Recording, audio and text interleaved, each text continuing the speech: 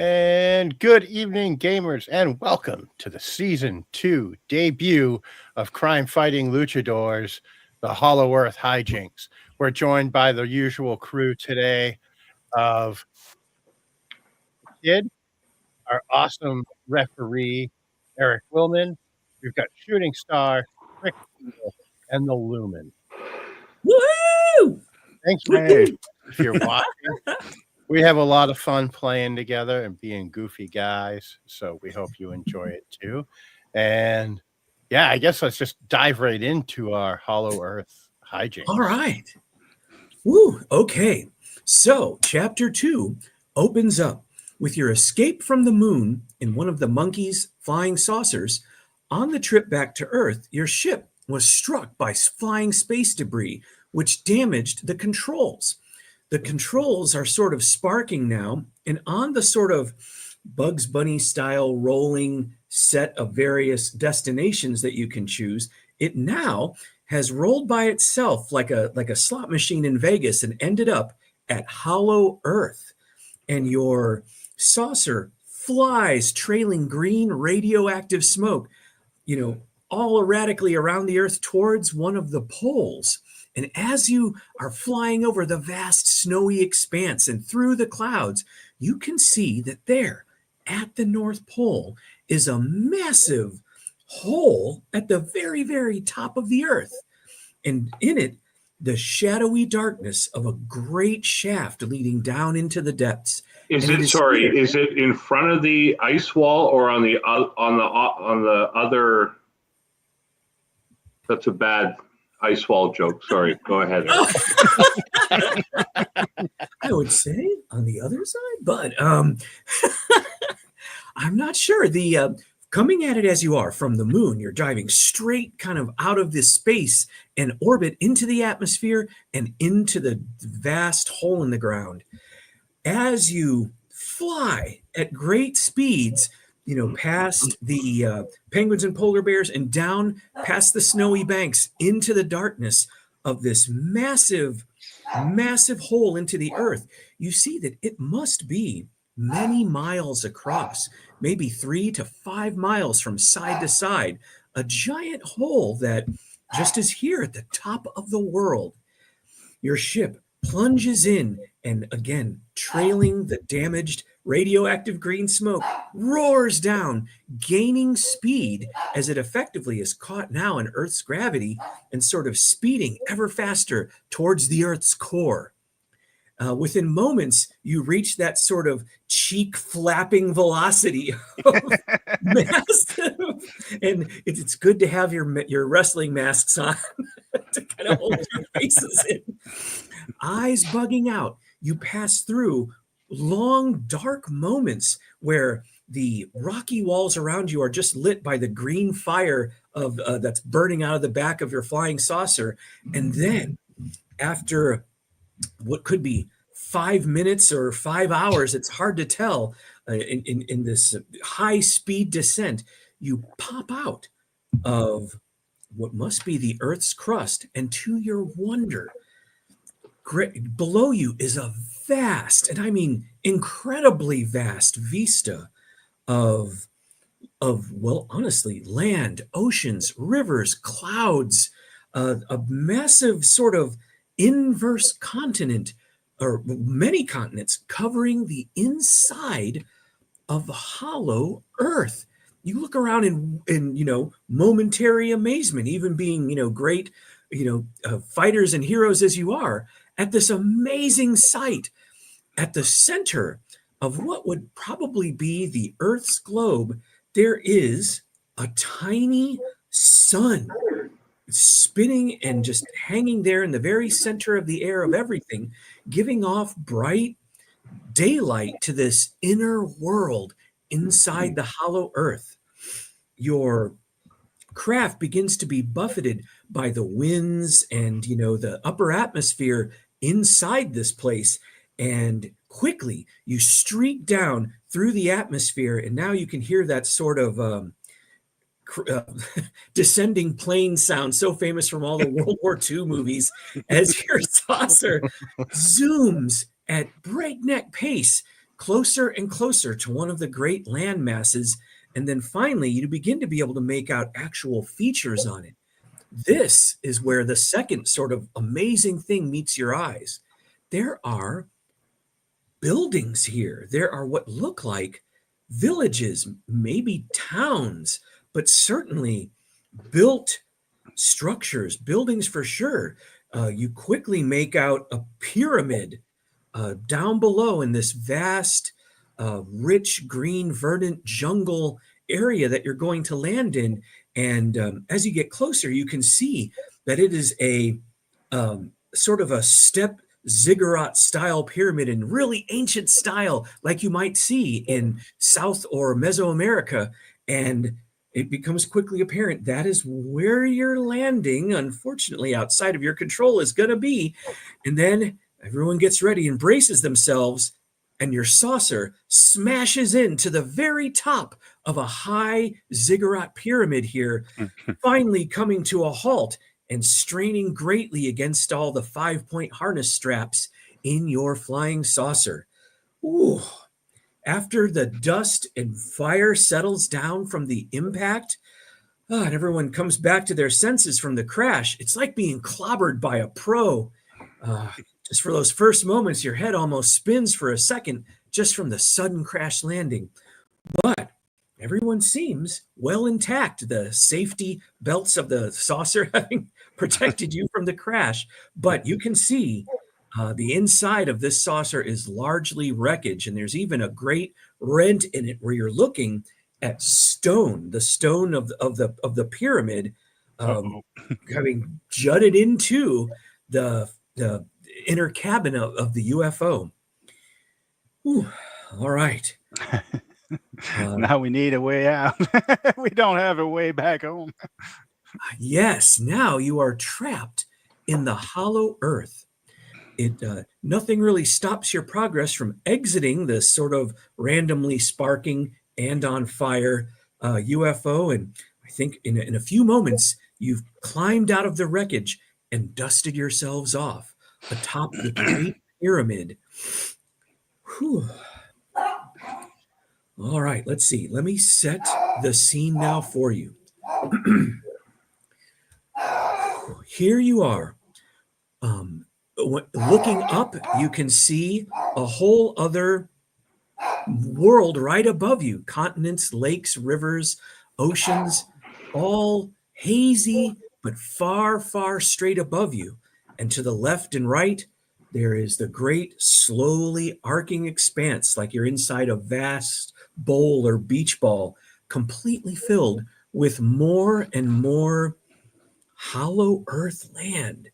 So much here is bright green. It seems like a lot of the hollow earth is kind of a vast jungle, maybe like the Amazon.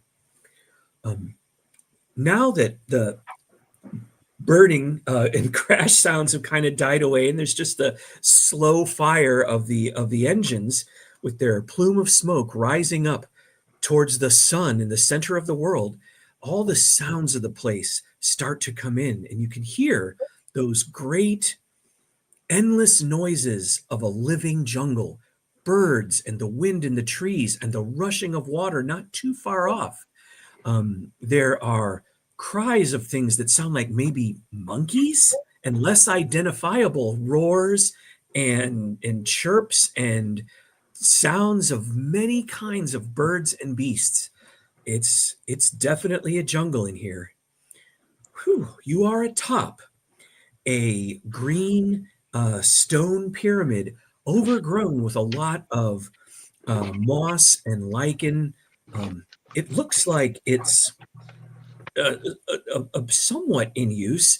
The vines and the overgrowth haven't really overtaken too much of the building, and it seems like enough of it is cleared away that this might still be a worship place of an operative peoples.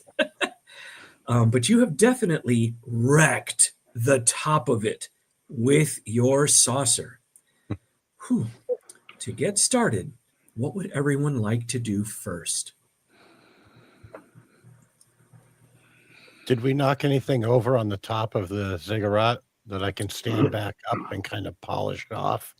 Kind of Yes. dust it off.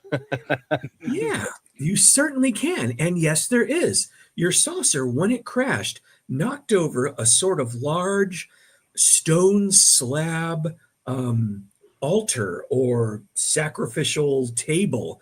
It is itself a big, like, refrigerator door size slab of solid rock.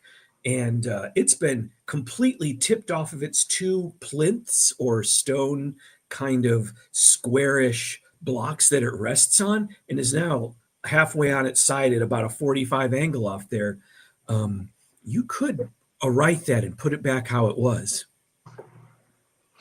Yeah, I'll give it a whirl. I'll see if anyone want to give me a hand and fix this. All right. Could I have some muscles check? Yes, for sure. All right. It is made of stone, so this is an excellent test of your might. So we should roll 2 d6-sided dice. And I'm only saying this because it's been a super long time, but roll 2 6-sided dice. And the number that we're looking to beat is equal to or higher to 8 as a total of both dice. We're all rolling here. Oh, anyone who wishes to kind of help in lifting up the big stone slab back on. I mean, even one person can attempt it on their own. Woo! And there's our 8. The kid, the mighty goat man. I also heaves it got a up. success. So Oh, yeah, we yeah. both succeeded. Okay, so the two of you are able to pick it up together and get it settled, what looks like back how it was, basically. And you can see on the top, there's carvings depicting stuff. Now, this is, kind of primitive tribal carvings, and it would take a brains check in order to sort of learn something from them. I'll leave that to someone else. Perfect job for Lumen. Yes. I was gonna Yes. say my brain seemed to have expanded suddenly. Yeah. So the Lumen will take a look and see if he can decipher any of this stuff. See if he knows what it's about. Ooh. Okay. So that would be an 8. Oh, nice. We've made it. Okay. All right. The mighty Lumen stands over the table that Shooting Star and the kid have brought right again. And looking down, your vast intellect ponders the symbols you see here. There's a figure noted here that looks like it's probably some kind of primitive deity from the way that it's bigger and sort of looms over all the other little people in the picture.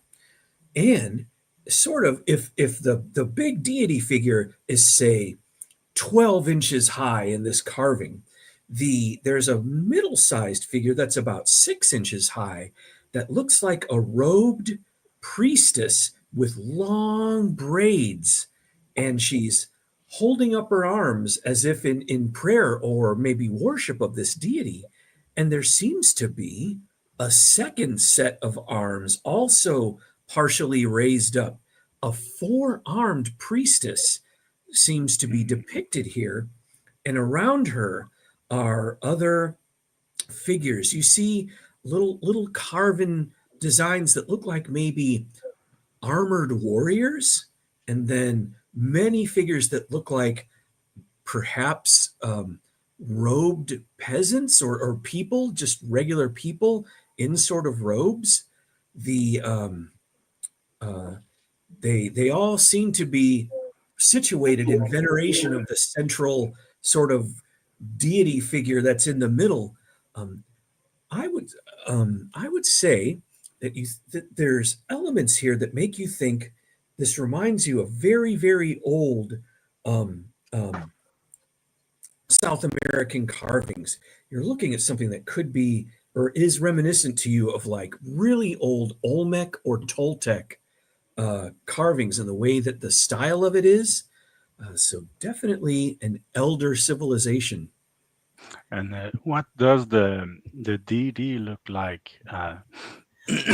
Okay, it looks like sort of a squat skull face, but imagine that the skull is sort of like if a deity was fashioned out of 4 stone rectangles, like if you took 4 stone shoe boxes and you put them on top of each other, and the top one was kind of carved to look like a skull, like a human skull, right? And the Okay. second one below it was kind of like a chest or a torso, and showed like, 2 fists facing in towards each other. And the third shoebox of stone down looked like maybe an abdomen and a waist, like where you would have like a big, like a wrestling belt, Okay. sort of thing. And there's a very big sort of wrestling belt, like massive, girdle there, showing that it itself is carved with like, thunderous designs and skulls and stuff like that. Like there's a ring of little skulls around the belt and everything. And then the bottom part seems to be kind of like the 2 stylized legs of it that are thick, heavy, like big, warrior legs. Okay. Interesting. Yeah, it's not really a deity that brings any known one to mind. It may be some kind of god of the hollow earth. Hmm. He looks a bit like Modoc. Yeah, it's kind of like, with little legs. right, with tiny legs and body. Yeah, it's Yeah. got a very tiki idol kind of look to it. The head Yeah. is Okay. definitely a Nice. bigger affair than that. It's all weirdly like stretched out wide. So instead of having like a high skull like a person does, it's kind of like it's turned on its side and just big eyes and a big, grinning skull mouth. There is a bit. Hold on, I want to pull up a document that I made with my notes for the game tonight. Bear with me just a moment. There we are. I like to make sure I have it ready to look at. Oh my God, if it would quit popping around like that, goodness sakes. There we are. 1 and 2. Okay.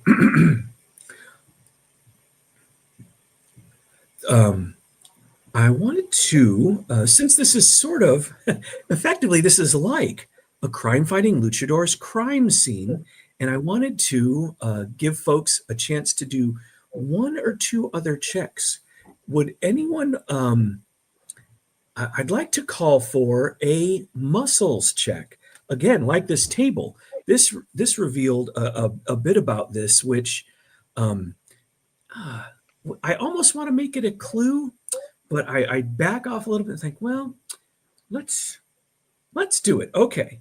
This scene with the large 6-inch figure and the 12-inch god and the tiny little 2-inch people is clue number 1 that will kind of help understand what's going on here. That figure of the 4-armed priestess with the long braids and the robes seems important here.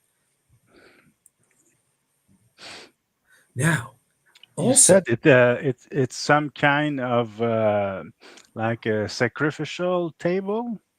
it does look like that. If you think about its Mesoamerican counterparts that you might see in, say, Teotihuacan or Tula, this is very much like a sacrificial table. There, like in Tula, you might see a Chacmul, a local god of sacrifice, where the table is actually shaped like a deity laying on its back with its knees drawn up and leaning upwards, towards its belly, which is also kind of a bowl where you could burn something or collect blood or hearts. This is reminiscent of that in slight ways, in that its placement on the top of the pyramid is very similar to like the Pyramid of Tula or the Pyramid of the Moon in Teotihuacan. Does it show signs of having been used recently? Hey, there we go. Now that's investigating. Yes, it does, sir. One of the things that makes all the carvings on it really kind of easy to make out is that Crusted blood. Crusted blood fills in all the relief parts of it, sort of making it stand out like a miniature painted and inked. Is somebody going to have to get some color? Is that what we're getting to here? Well, maybe Somebody's so. going to have to juice this sacrificial. Woo! Now we're getting into the. Oh, that might happen at some point in our adventure today if we're not careful. We don't want to get anyone sacrificed to the ancient weird skull god. Now let's see. So,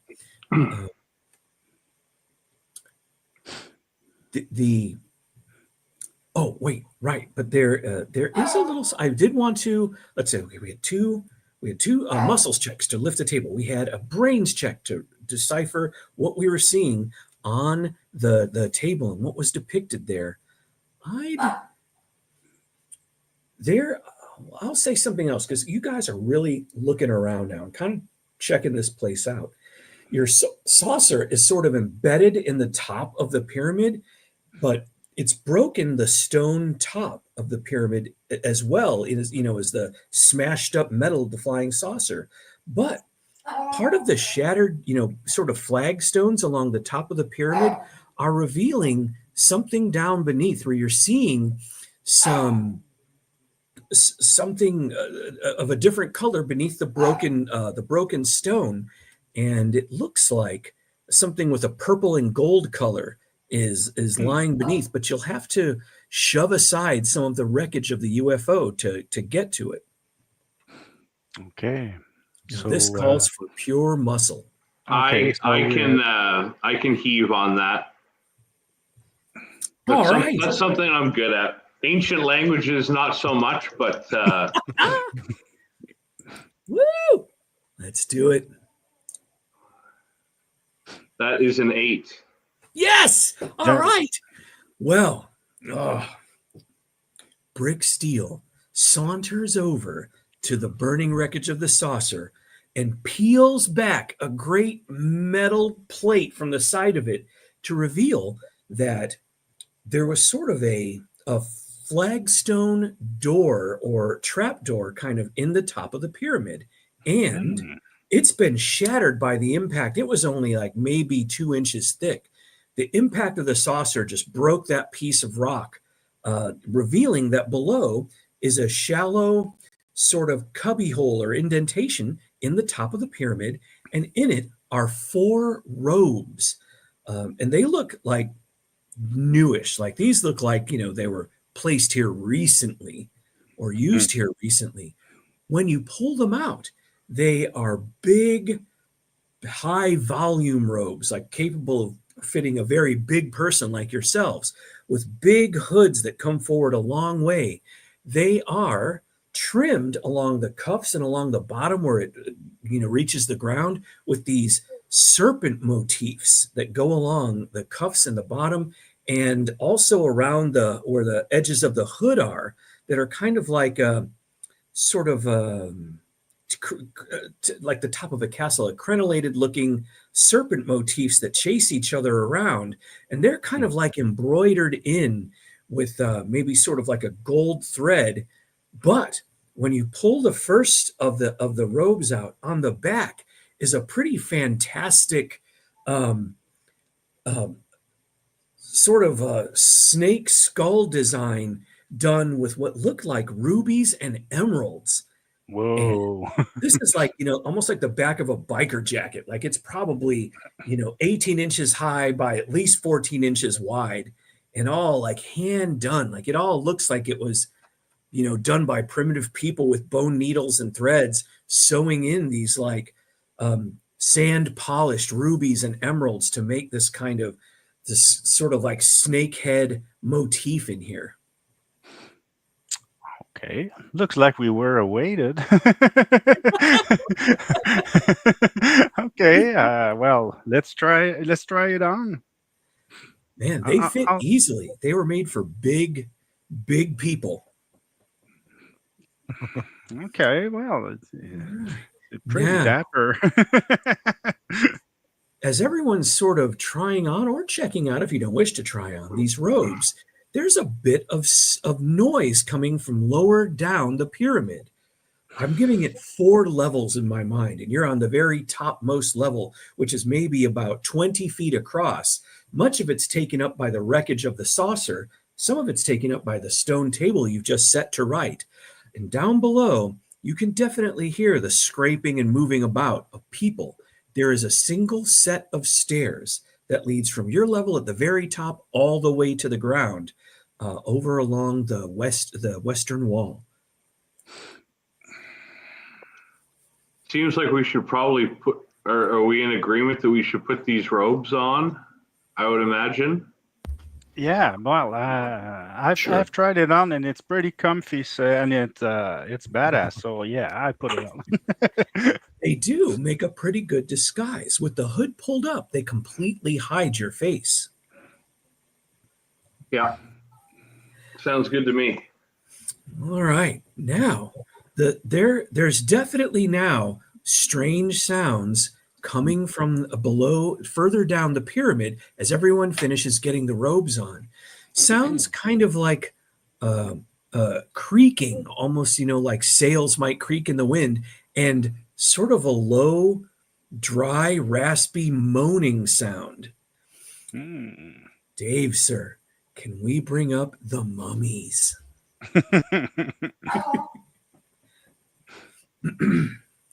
All right. Nice. Climbing the stairs from lower down the pyramid, desiccated, burly mummies are walking up the steps. They're wearing old, grave ceremonial armor. You can't really liken it to anything you've seen up on the surface, but it certainly looks old. It might be made out of bronze, you think. It's patinated as though these mummies, predictably, have been buried in it. And, the green patina has sort of taken over much of the bronze. But their weird eyeless heads snap upwards and are looking at you, looking down the stairs at them. And they are coming up the stairs. Their great muscly arms flexing dryly like animated beef jerky as they approach. Whew, I'm thinking. Are there any torches nearby? No, but there is definitely burning UFO wreckage. How many of them are they? There are 4. 4 mummies. Okay. Well, the kids seem to have an ID, so I'll let them go first. Well, I look to the group and I'm like, we could set them on fire, or we could try to make them think we're their gods. I kind of pull on the robe a little bit, and I'm like, what do you think? I say we burn them. Woo. All right. So I feel like there's no reason you couldn't use your great strength to peel off burning parts of the UFO to wield as torches if you wanted to. What's the possibility that we could dislodge the UFO and have it slide down the stairs at them? Oh, there are 4 of you. Well, you could definitely give it a whirl. I see no reason not to try. I'll say this, though. You would have to make 3 out of the 4 muscle checks, which is tough, I do realize. But with that, you could pull together enough might to push the burning UFO down the stairs. Let's do it. Yeah, let's give it a shot. All right. That's a fun plan.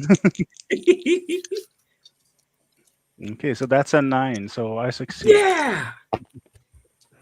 Dirty 12. Oh, yeah. Ooh, nice. All right. 2 out of 3. Yeah. Woo. I'm going to go ahead and spend a resolve point to take it up to 8. Yes. 3. Okay. All right. You said we only needed 3 or 4, right? That's correct. Okay, well, that's good, because I don't have enough resolve points to spend to get mine up. So I got a 3. So Ooh, all right. Well, with everyone's might pitted against the wreckage, there's the great sound of screeching steel against stone as you push the wreckage over past the table to the top of the stairs and send it tumbling. You can hear the mummies barely make more of a sound as it races tumbling down towards them on fire. And in a moment, the disc of the UFO has smashed in to all of the bronze armored mummies, and the whole lot of them, flaming UFO and mummies all, go rattling down the stairs in a tumble of armor and burning wreckage and dry flesh to crash into the bottom of the stairs, continuing to burn. At least two of the mummies are visibly now on fire and pinned underneath the wreckage.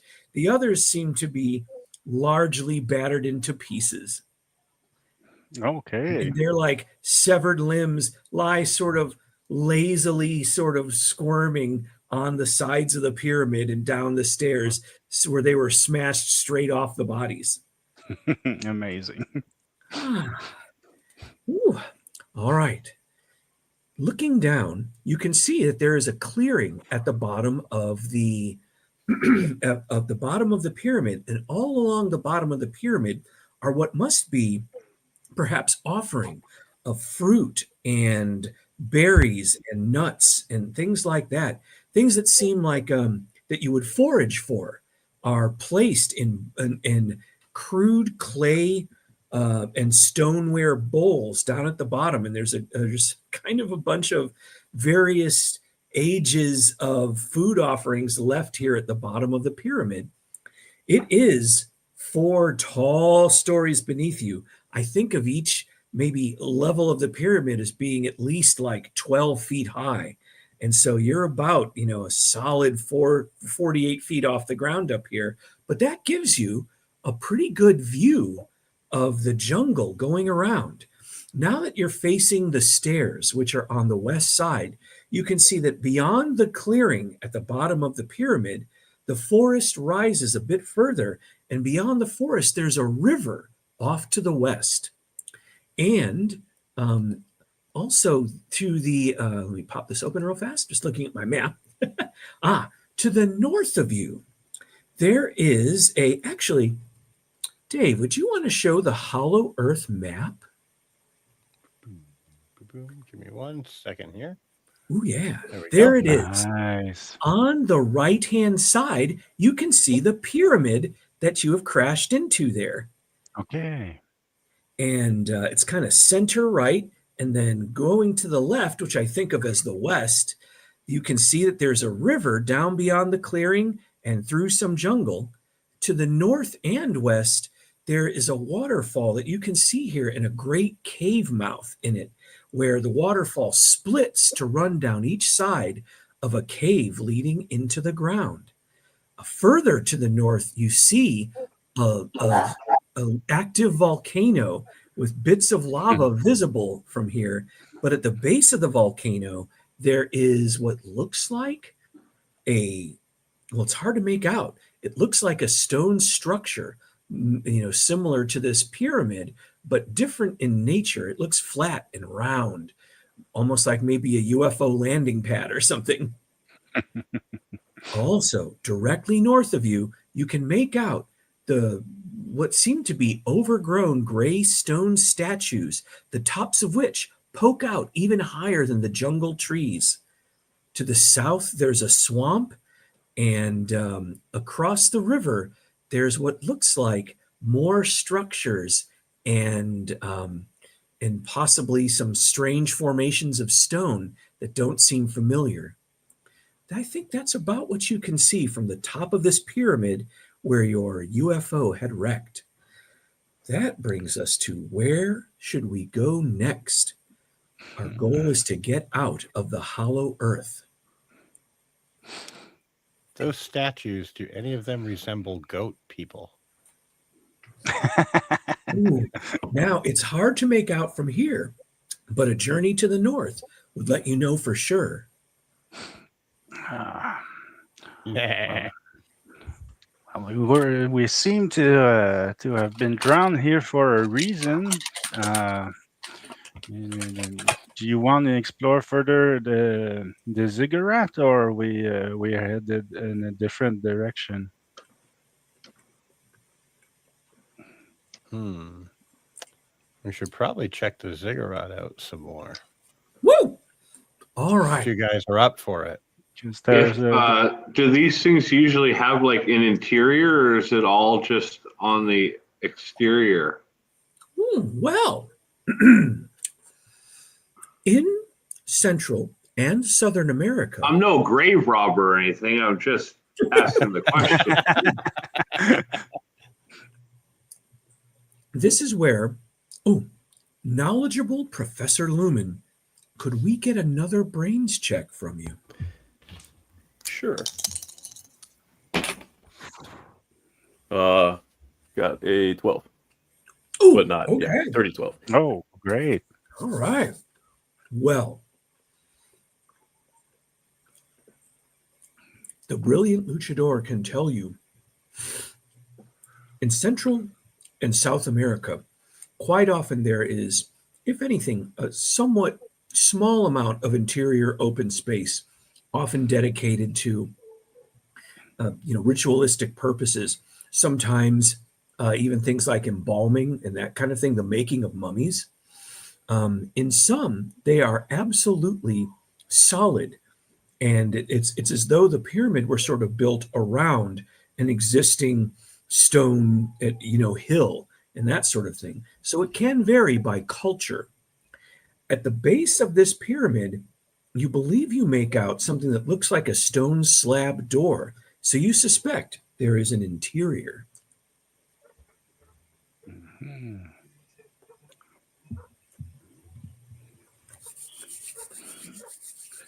What do we try think? that door? Sure. Making your way down the stairs of the pyramid, it becomes apparent that each of the 4 levels of the pyramid have vertical walls kind of making up that level. And on the walls, there are also relief carvings depicting scenes and things. You might be able to learn something from them if you take a bit of time to kind of look at them all. It will require a brains check to sort of piece together what you're seeing on the walls of the outside of the ziggurat. You guys want to take the time and have a look? You just want Sure. to keep... Okay. Ah, Then I will. The Lumen will attempt to decipher things. Okay. Got a 13 on that one. nice. Oh, okay.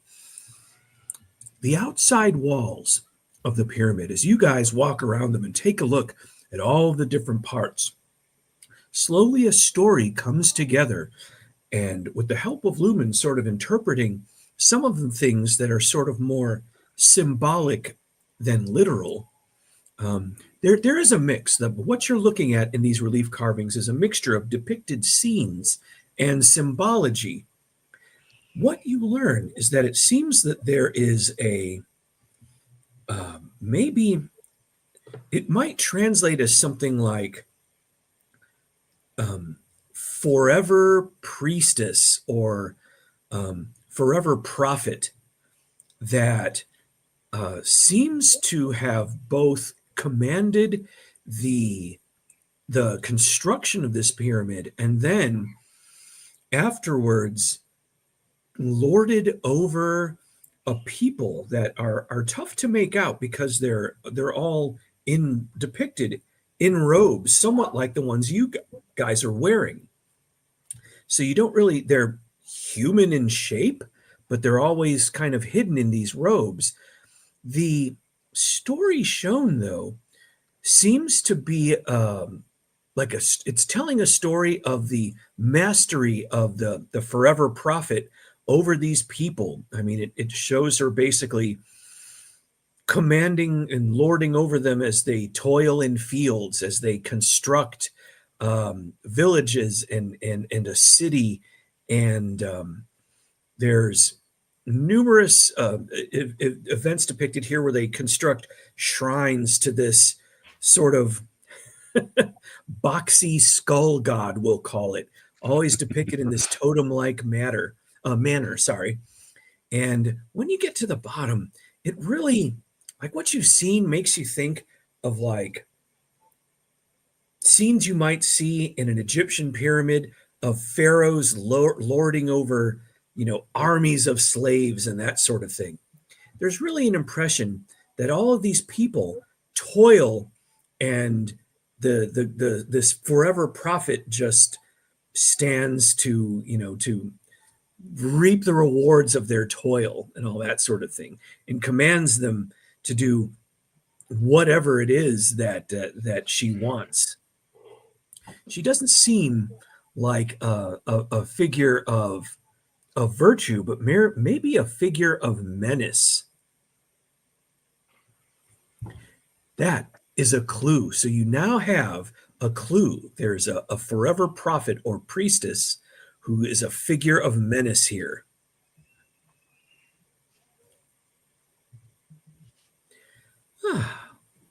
Now, you've reached the bottom of the pyramid and the door.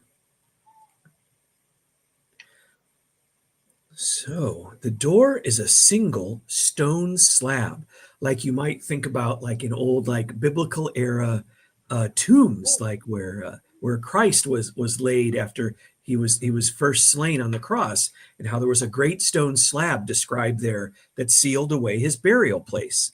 It's kind of like that, but more deliberately carven into more of a rectangular, solid sort of shape. Woo! Oh my goodness, that was less than ideal. Can I tame that light down a little bit? Is it a good idea for me just to grab onto it and try to move it? What do you guys think? Sounds like an excellent luchador way. Yeah, do it. Is there any kind of markings, or there's no sign of a mechanism or nothing? It's just a plain slab of rock. Perhaps a brains check might reveal some more. Okay, I'll try. All right. That's a fail. Okay. So looking at the door, it seems to have decorative more so than informative carvings on it, though they are nice.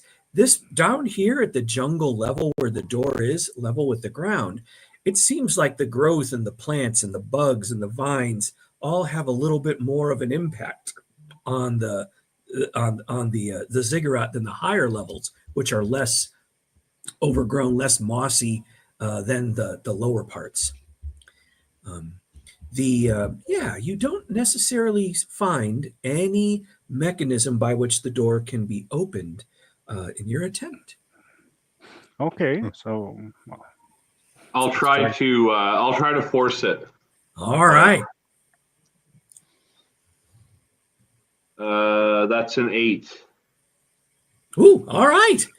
Well, impressively, the mighty brick steel heaves upward at the stone slab, which eventually begins to grind skyward slowly until he's got it at hip height, and then pushes in a power lift and raises it up, military pressed over his head, forming an opening large enough for everyone to roll through.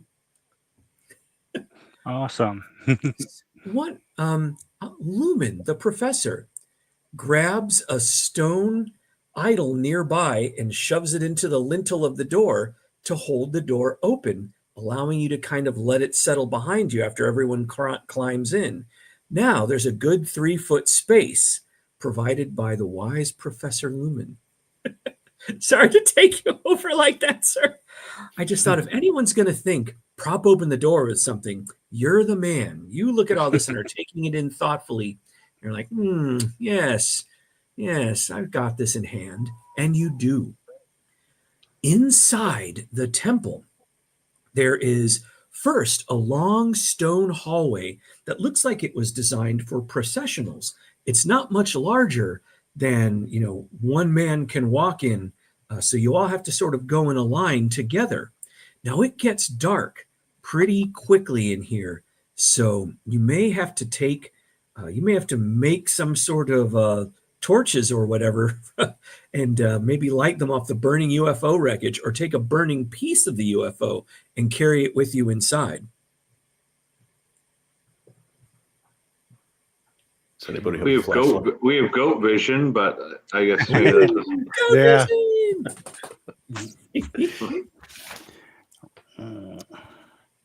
All right. Honestly, now that I think about it, I feel like it would be fairly quick work for 4 luchador heroes to create some torches, from just the things they find lying around. Good branches and maybe the upholstery from the seats inside the UFO.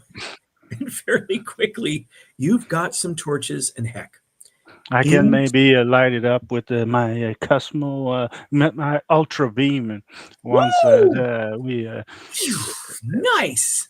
we make some kind of a torch, and I can light them up. Ha! Done.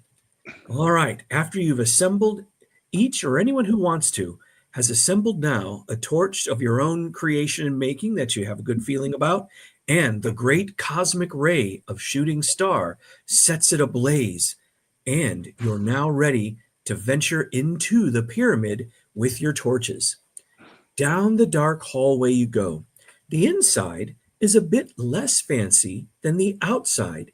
This hallway has just smooth stone walls and ceilings that then open up into sort of a vast chamber, which is splendid to behold.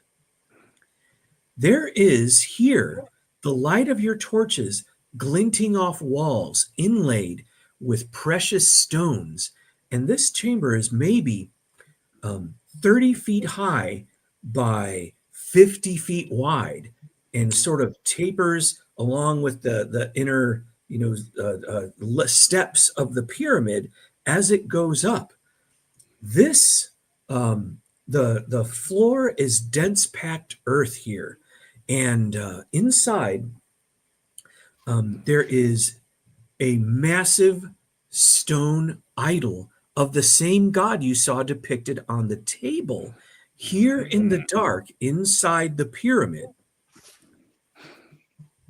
The idol itself looks exactly like those 4 sort of shoebox-like stones, but in massive scale.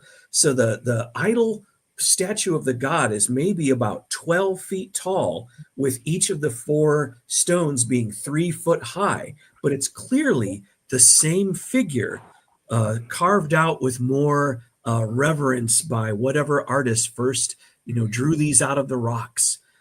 This sort of totem pole god makes up the only thing in the center of the room.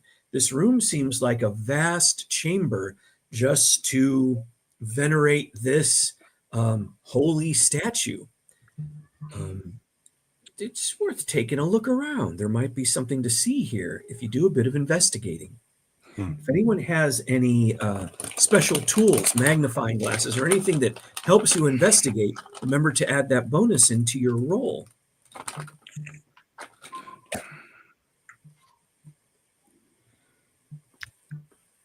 Are you guys thinking of grabbing some of these gems? It's always a great idea. I pull out my monkey wrench and I hold it up, and I'm like, I can knock them right out of the wall. It really is what on the surface would be an El Dorado-like find. There are honestly thousands of rubies and emeralds in here, forming like a red-eyed snake motif that moves along the walls. It would be a king's ransom on the surface. I'm just going to say one quick, just if we pry the things out, is that going to animate the giant god boss that we're going to have to fight? Or well, if movies have taught me anything. I was sort of thinking it was unwise, but maybe we should just pry them out and see what happens and be ready to go. Yeah, that first fight was too easy.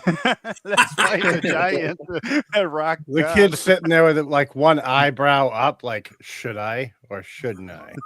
Just tapping my monkey wrench in my hand. What do you guys think? Should I smack one out of the wall? I say go for it. That's just my opinion, but As soon as Brick Steel says go for it, I turn around and I just smash on one of the gems making up a snake's eye. The Lumen thinks about the loss to the scientific community. Oh, these desecrators. Man, indeed. I know, Lumen. It belongs in a museum, is what you're going to tell me. A billiard ball sized ruby pops out of the wall where the kid has smacked it with his monkey wrench. And I figure you catch it pretty quickly there and are checking it out. Oh, yeah, I'm holding it up. I start licking it and everything just to see what it tastes like. Oh. Does it taste like regret? I'm making all kinds of weird, like grunting goat sounds, like meh, meh, meh, while I lick the ruby. It might maybe slightly start to taste a little bit like regret when you begin to hear the grinding stone sound from the center of the room. I told you. Yeah, the towering totem tiki god rumbles to life. And who dares disturb my sleep? Honestly, it's literally that. I start pushing the ruby back into the wall. It slots back in at an angle, but it kind of wedges back in there. Oh, just playing around. We were kidding. Get it? Yeah. You see it pry itself forth from the ground as its two big, beefy stone arms sort of unfold from its body. It's kind of standing and it is squat with its legs all squat apart and everything, and its arms all up like this, and its legs doing the same thing in the opposite. And it is beginning to sluggishly lumber towards you in a big stone statue sort of way. Now, Lumen did wedge open the door. So the door that might have actually sort of trapped you in here with it is held open by a creaking stone idol that is starting to chip a little at the top from the pressure of the door. But you guys could make a dash for it if you don't want to battle this thing, or face it head on the lucha way. It's up to you. Well, presented like that. I don't know. It is made out of stone. You want to run like cowards, or you want to fight like luchadors? Oh no, that's terrible. I did make it sound like I did not mean to make it sound like that, but I did. I feel bad. The kid shrugs at this option from the ominous voice from above saying we can run. It's like, you choose to run, and I'm like, Well, I think we better get on into it then. Yes. Let's get started with some fight. You said this golem is like 12 feet tall? Yeah, it's pretty big. Yes. I'm so sorry. Each level of stone was 3 feet high, and there's 4 of them. And so it's kind of, it's 12 feet tall. Oh, goodness. Whew. So here we are. Let's begin with initiative. Do we want to nominate a initiative person? I think the kid's got to do it. He started it all. I'm going to turn on a light real quick. I'll be right back. I got a 6 on my roll. Oh, yeah. All right. That's better. Okay. Let's break out.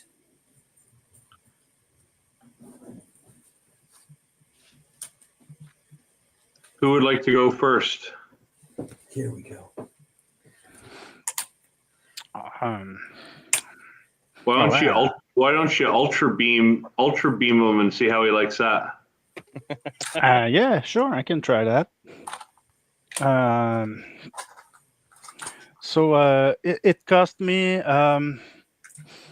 It cost me one die point. you don't have to ultra view, Martin. I'm just sort of frigging around. Like, No, I was gonna do it. I just didn't know if I was going first or not. But sure, I can do it. So I'll put a stamina point. I'll use a stamina point to make my roll. Oh no, I don't have to roll for it. So it's I have 2 points in acrobatics, and I'm level 3 now. Oh yeah. So that's six total. Woo! Okay. Nice. Holy cow. You guys watch as Shooting Stars Ultra Beam blasts out and cuts into the stone. Oh, go ahead. No, I was. I'll aim for the head. Oh, okay. I'll aim for its head. Yeah. All right. So let me see if I can get that. There we go. Now the light's not quite shining so bad. So the beam lashes out, and indeed, you can see the stone crack and chip, and a great sort of rut is dug across the skull carven face of the idol by it, and it staggers back a moment from the force of it. There is sort of a big divot trench dug across the face of the stone of the idol now. Nice. And bits of stone rattle to the floor like pebbles. Awesome. Ooh, okay. 6 points. All right. Oh, hang on. Just want to. you guys want to go? Paper When you notes? guys?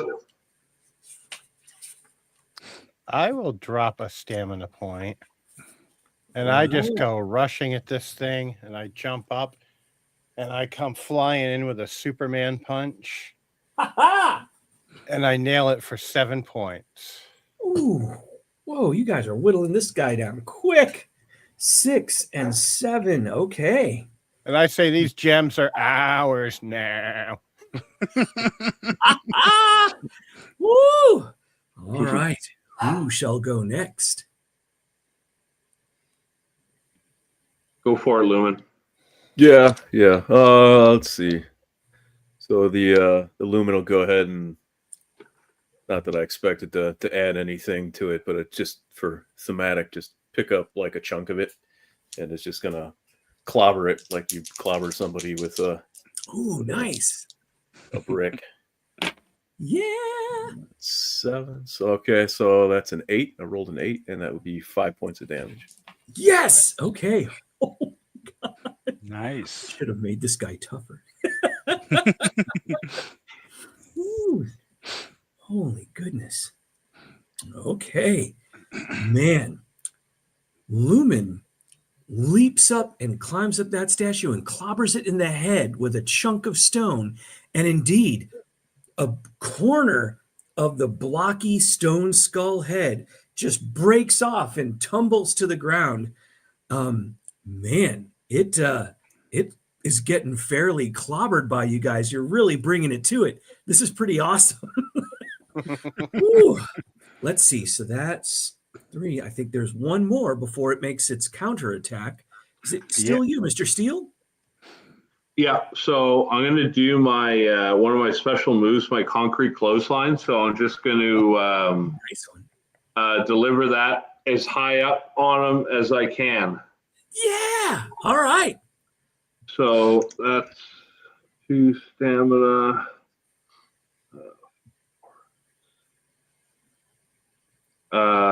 Wait. 4. 9 damage. Wow. Okay. Sorry, I'm a brute. 10 damage. Holy goodness. Wow. Okay. Wow. Okay. Before it can even swing its mighty stone limbs at any of you, you have brought it down to rubble on the ground. It tumbles down and shatters on the floor, lifeless and unmoving. Awesome. A quiet falls over the inside of the temple now. Mhm. A voice comes out from just from the area around, maybe the spirit of the god disembodied now without its stone its stone avatar, so to speak. And bear with me a second. I thought I had a picture. Nope. Okay. The voice rings out. Desecration, destruction, avenge me. And that seems to echo out loudly in the room and down the open tunnel and out of the door, out over it into the jungle. Oh no. Yeah, there's still a four-armed priestess somewhere. Probably a bunch of cultists too. That would be what the relief suggests. There is quite likely a force of faithful locals now. So I turned to look at the group and I'm like, sorry, guys. Woo! All right. So all is in the quiet. s- You can do as you please here. Okay. So in the study of the carvings, was there any groups of people that the rogue peasants and stuff seemed to be at war with? Ooh, yes. Okay. Because we should go find them. There are two peoples with which the robed figures seem to be in conflict. Okay. One of them are sort of depicted, and even on the outside of the temple, where it's been washed away by rains and that kind of thing, there seem to be people that are depicted as squat, blue-skinned, white-haired. They look like almost like apes, maybe. It's hard to tell, but they seem bandy-legged and thick-bodied and thick-armed, and it looks like they have white hair on their heads and somehow on their arms and maybe parts of their shoulders and back. They're carvings in stone, but clearly the paint was daubed on there and everything. But so one blue-skinned, white-haired people or things were their enemies. The others are these kind of tall, thin-drawn figures that tend to have green and yellow armor or clothing. It's kind of hard to make out.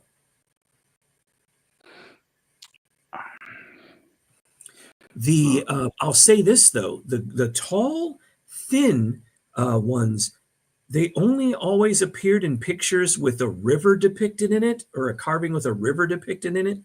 Like they seem to be somehow associated with the river, while the blue-skinned ones, one of the carvings makes it seem as though they were encountered or fought in a cave with stalactites and stalagmites hanging from the ceiling and growing from the floor. Interesting. So we got Morlocks or people from Meldabone. Either one seems really bad. Yeah.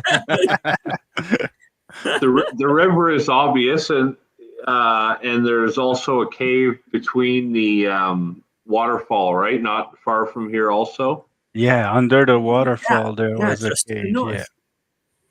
Yeah. Which one is closer? The cave may be closer. If I can just say, we can explore one of those for sure.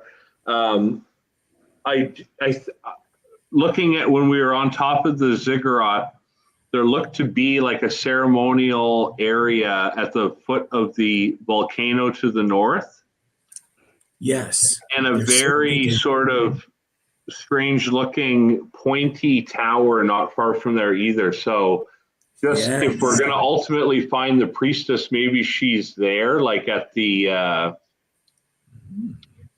sort of ceremonial looking site. But it's not a bad idea that Lumen had to maybe, if we can hook up with one of these disenfranchised groups and help them out, and they can help us. Absolutely, yeah. That sounds like a great plan. Woo! All right. Well, to the west is the river, to the northwest is the cave, and indeed, exactly as you described, to the directly north there's the jungle with the stone statues rising above the trees, and the volcano with the ceremonial area at its feet. Where would you guys like to go next? Also, if you wish, you can now loot some of the rubies and emeralds from the walls of the tomb without fear of reprisal. Oh, the whole time that everybody else has been planning this out, I've been knocking rubies and emeralds over the wall. So it was all done to the accompanying John Henry sounds of steel driving man over there knocking all the stuff off the wall. If we did encounter another group of people, we could give them we could give them a little stimulus package with the stones. Nice. Absolutely, yeah. Kickstart their economy a little bit. All right. Okay, so I'll take a few gems and put it in my bag. All right. Could come in the later. Yeah, I'll take a handful just so we have. Maybe they won't want it, but it's hard to say. Yeah, they seem pretty precious, and they're in a ceremonial area. They may have value. Brick steel may not be a grave robber, but the kid has few scruples. And he's got 2 bags of each kind of gems. Put them like in a cereal bowl. I'm like Krampus. We're gonna do the Robin Hood thing, kid. We're gonna do the right thing. Oh man. I just imagine when none of them are looking, you're stealing a few away into your wrestling outfit. Yeah. 2 months later, and Brick Steel is trying to sell a giant stone in Muscle City, thousands of dollars. Woo! Well, Professor, which one of these 2 tribes seem more friendly to you? Ooh. Probably neither of them, but maybe we'll go with the more human-looking one, just because they would probably relate to us better, and vice versa. Might be easier to reason with them. Yeah. Ooh. Okay. They seemed a little bit more militant too, maybe so. Well, then, I guess down to the river it is, and away to the west. So, all right, out of the door to the ziggurat you go, and down the gently sloping decline to the water. It doesn't take you too long. Throughout the jungle, you can see all manner of little scurrying things, capybaras and small, little mammals and things running about, as well as countless snakes and some less identifiable things that look sort of like what might be a land lobster, maybe scuttling along beneath the underbrush. A Mirelurk. But small, thank God, a small little one. You make your way down after some time to the water's edge. It's worth noting that this water is that super duper clear water that you kind of see at high elevations on the earth, or in some parts of the Caribbean and so on, where you're looking at like 4 feet deep of water, but you can make out every single stone on the bottom, because the water is just that clear. You've now reached the river, and look about for any sign of the tall, thin people. Across the river, you can make out that there are some kind of large, I'm going to use the word saurian creatures, sort of ambling about in a shallow inlet over there, just kind of like hippos hang out in the water, in the shallow water in Africa. Just kind of, they may notice you across the river, but they don't make their way towards you. But they're big, and they're, for lack of any other word, dinosaurs. Okay. You Cool. think that perhaps their bodies are as big as an elephant, and their necks are maybe another 10 feet long, and their tails another 10 feet long beyond that. Almost like a small brachiosaur or brontosaurus, maybe, but smaller in size than the ones skeletons you've seen in museums. Indicative of maybe a plant-eating dinosaur, though. Yeah, you definitely think so. Their small heads are, pretty small, and I mean, they don't seem to possess long or jagged teeth. And but really, they're not even right now. They're just sort of in the water, soaking and floating around like tubby, sea cows and stuff.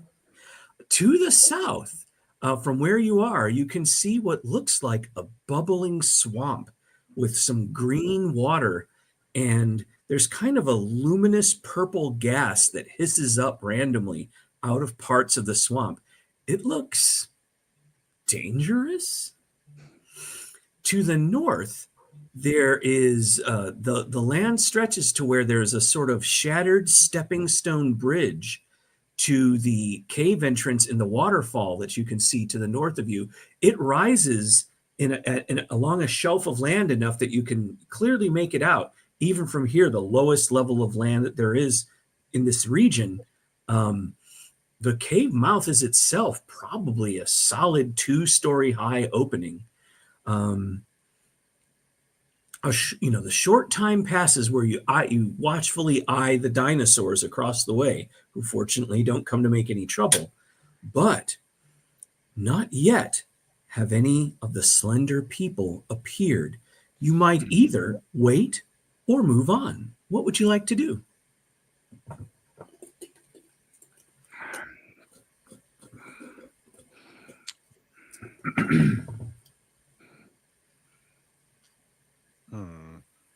Or they might not be anywhere near this part of the river. That's the only thing, is that, right? They could be throughout the whole thing, or just a very specific part of it. It's hard to say. It is. If they were swimming in the river, we would see them because the water is totally clear. You think so? Yeah. Anything moving through the water will probably become pretty easily visible as long as you kind of keep your eye on the river. And the river is the only body of water that we can see?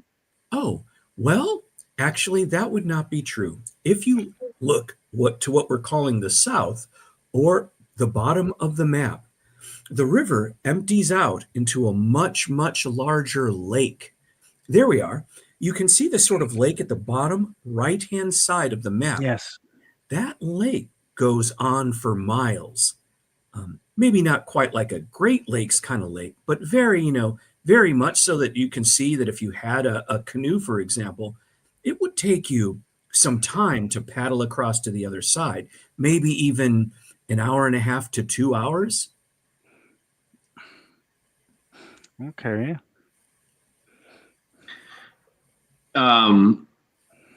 It's just an idea, but if we found the little cave, the blue cave people, I guess we'd figure out what they were like, and maybe they could tell us where the other group is, or whatever. So I don't know. Since we're near and it's a long travel all the way down to the lake, maybe we could have a peek while we're there. Near? All right. Sure. It's up to you guys. Mm-hmm. I would go into the cavern. Woo! Well, all right then. After you've had a chance to kind of stand around, look about, and rest for a moment after the trek through the jungle, now you make your way along the easy lowlands that lay beside the river. It's smooth going and comparatively to the jungle, so you trek easily northward in a pretty leisurely walk until you reach the sort of shattered stepping stones that lead towards the cave. Now that you're closer to them and are looking at them from right here, you see that there once was a clearly artificially made bridge of stone that led across this sort of, again, I'll use the word lagoon, a sort of a shallow inlet of river water here. And it looked like, the parts of it that remain look like they're pretty, how will I say this? They look very precise, like the angles on the broken pieces where it's not broken, but yet the old architecture of the stone bridge remains. The right angles are perfect right angles, like they were cut with extreme precision. It looks like even something you might see in the modern world that you live on in the surface. But it was long ago shattered. I say long ago because you can clearly see the signs again of like the weathering of storms and age and the moss growing on them and all that kind of thing. It seems that this bridge was shattered many, many, many countless years ago. However, the bridge now forms an easy, jumpable sort of stepping stone path that'll take you from here on the shoreline right over into the cave, and in you go. Once you enter the cave, again, you'll kind of want to light the torches that you constructed from the jungle and the bits from the burning UFO wreckage as you enter a darkened area. The cave seems to be largely a natural cave with stalagmites growing up from the floor and stalactites hanging from the ceiling. It looks like it's what they call in spelunking a living cave because there's clearly a fair amount of moisture, and it's probably still depositing the lime, creating the stalactites even now as you guys go into it, rather than being a dry, dead cave. You make your way in, and once you've entered into it, there's more and more solid remains of what kind of must have in the past connected to that bridge. Here, its technological nature is again more readily apparent. This part, being unbroken, is still supported by its finely milled, exact 90-degree angled edge pylons or supports that hold it up until it reaches back into the cave, perhaps 30 meters, where it meets with a rise in the land and enters into a sort of shallow landing there.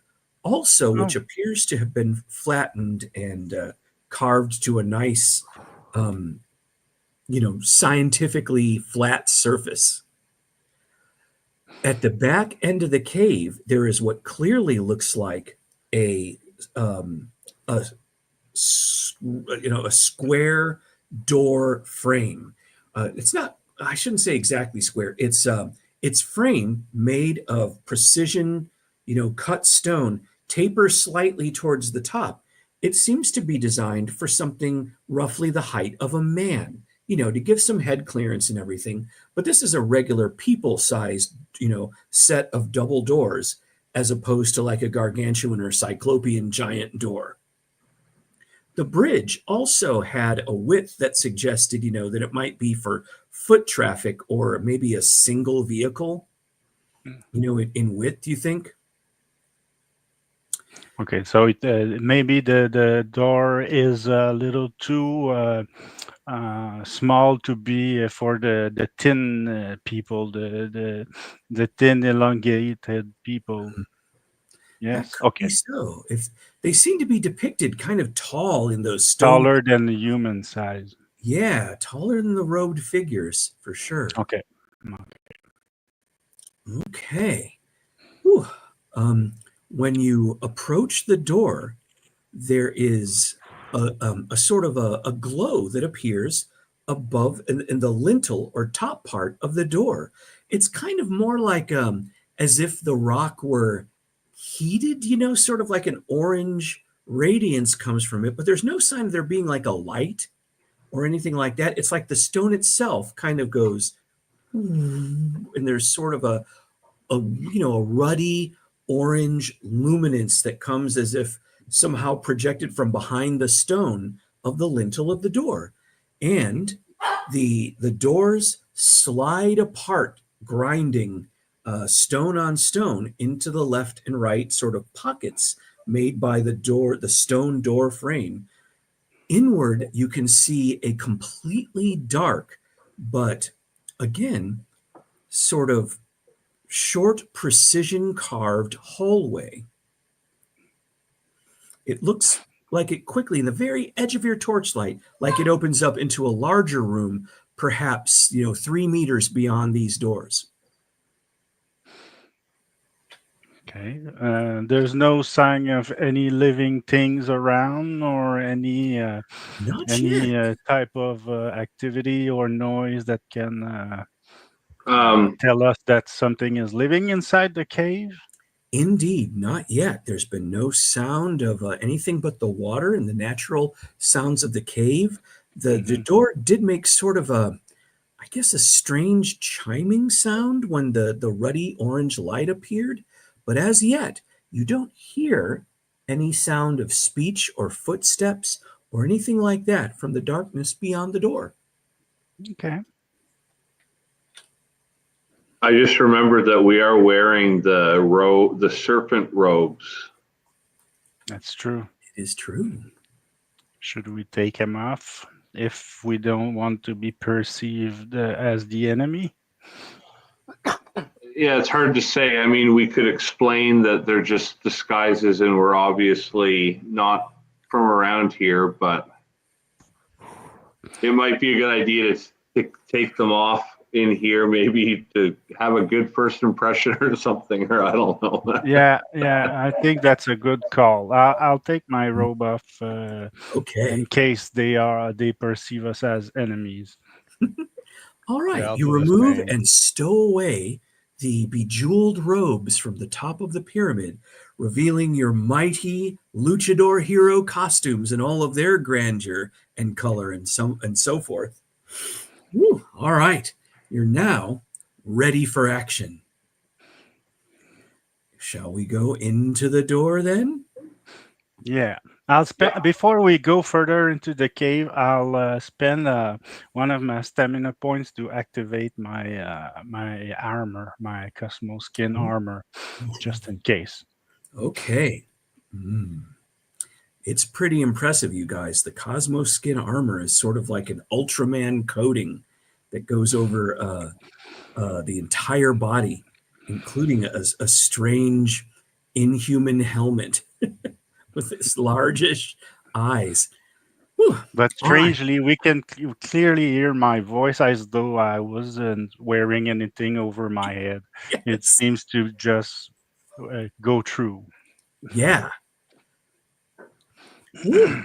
Into the dark tunnel you go with your two or three torches, and you emerge quickly, after the 3 meters, into a large, surprisingly, well, I'm going to use the word technological looking room. Again, this, the heavy bedrock that this is carved into has been precision carved, again, with exacting angles. It's all very, I'm going to use the term Euclidean in that, squares are square, when the walls are straight. It's it's almost like, it's like you were looking in a sort of a concrete bunker facility in the modern world far above. There are differences, though, in that there seem to be machines in here, vast, very brutalist machines in design.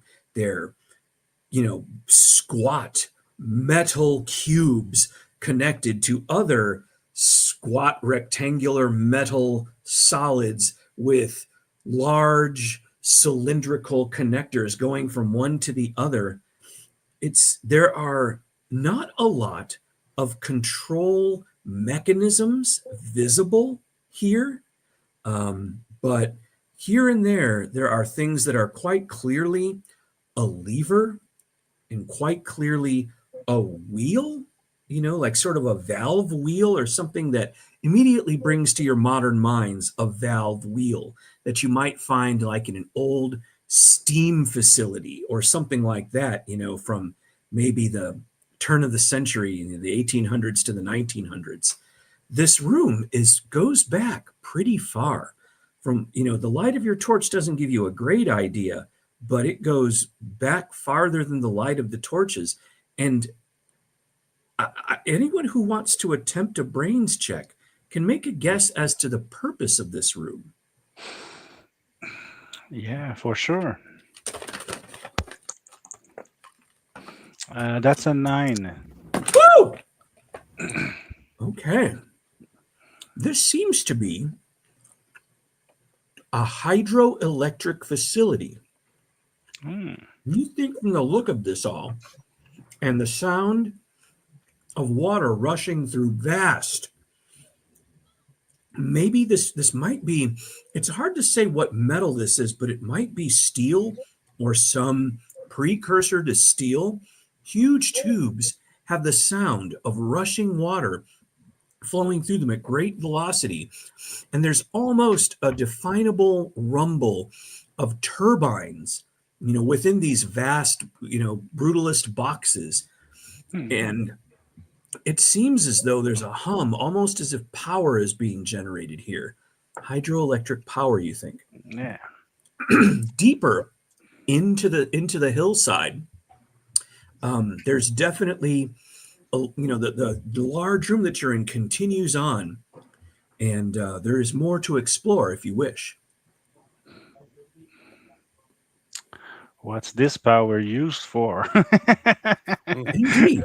You don't see any sign of electric lights being on or anything like that. It is completely dark outside of your torchlight here. Interesting. Okay. Go a little deeper, I guess. Ooh, okay. The mighty heroes continue on past all the apparati of the hydroelectric plant. You reach now the back wall of this facility, and here there are a pair again of almost those exact same doors that you entered through from the grotto inside the cave. One of the doors on the left are open and lead into another dark passage. The doors on the right are closed, and there's kind of a ruddy blue light shining from, again, inside the stone, similar to the ruddy orange light that appeared when you approached the outer doors. That light just seems to be there and on. It gives a very faint light, within the spectrum of human sight. Okay.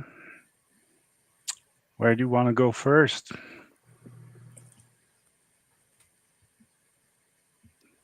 Let's go towards the light. Go to the light, Caroline. Yeah, we could do the closed door with the light. I'm okay with that. Yeah, that sounds fine. All right.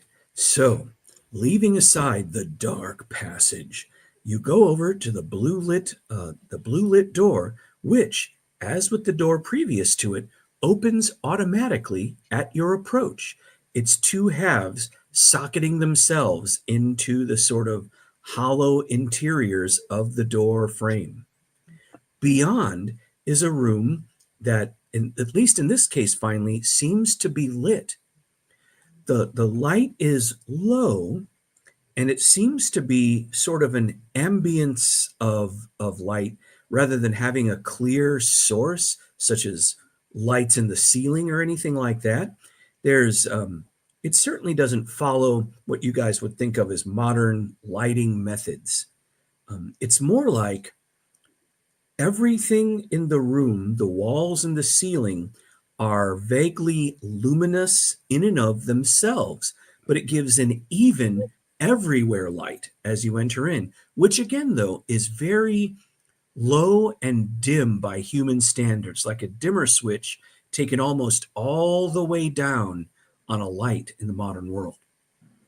Inside this room are things that are suggestive, perhaps, of control panels. They have what you recognize as sort of a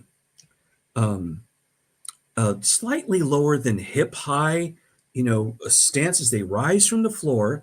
And then there's sort of a flattish, slightly upward angle area.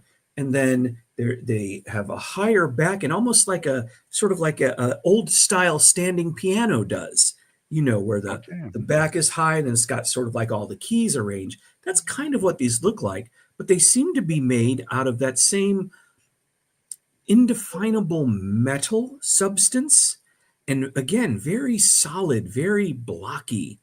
There's no embellishment whatsoever, and it has I'd say like a brutalist architecture feel where everything is just sharp, exact 90-degree edges, and it seems to be constructed out of a nigh indestructible metallic substance.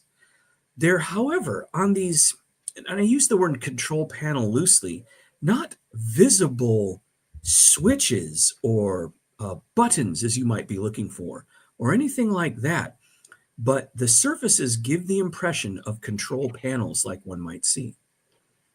The room is perhaps, what is 20 feet, like 7 meters deep by perhaps maybe 4 meters wide. It's a fairly small room, and there are perhaps 2, 4, 6. There are perhaps 6 control panel machines inside of it, rising from the stone floor.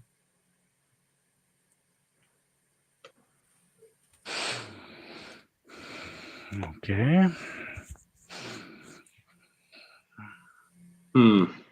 Any idea what these control panels may be used for? Hard to say. Could the brains check help or? Absolutely, yeah, for sure. Wait, don't start ripping anything apart yet.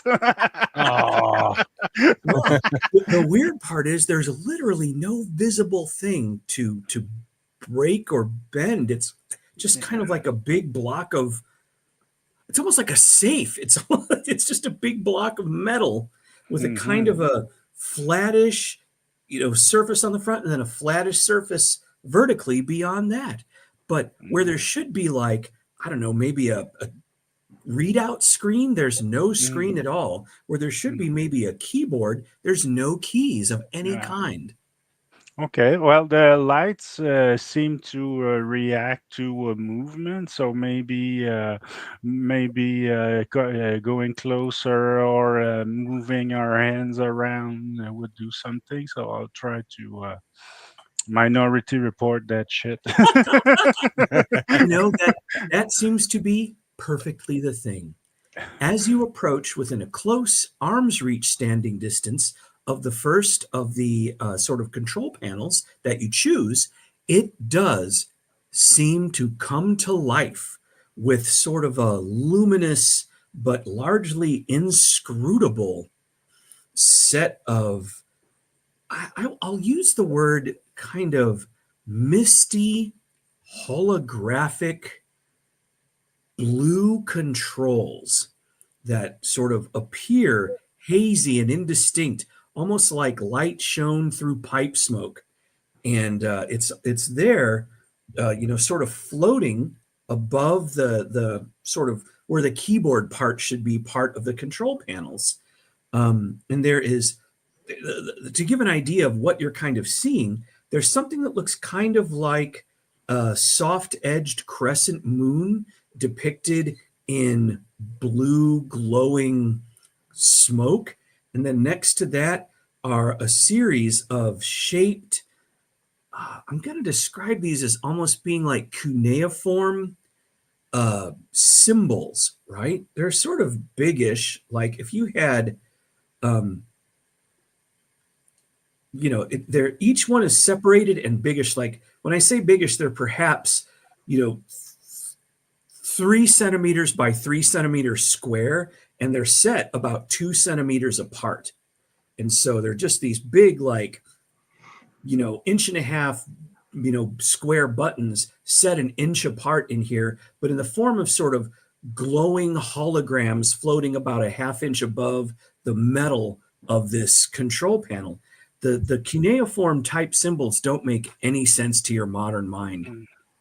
And At it's least at first it's a different language that what we've seen before in the ziggurat. Yes, it is a very different language. None It's of the this, language of the little blue ape guys.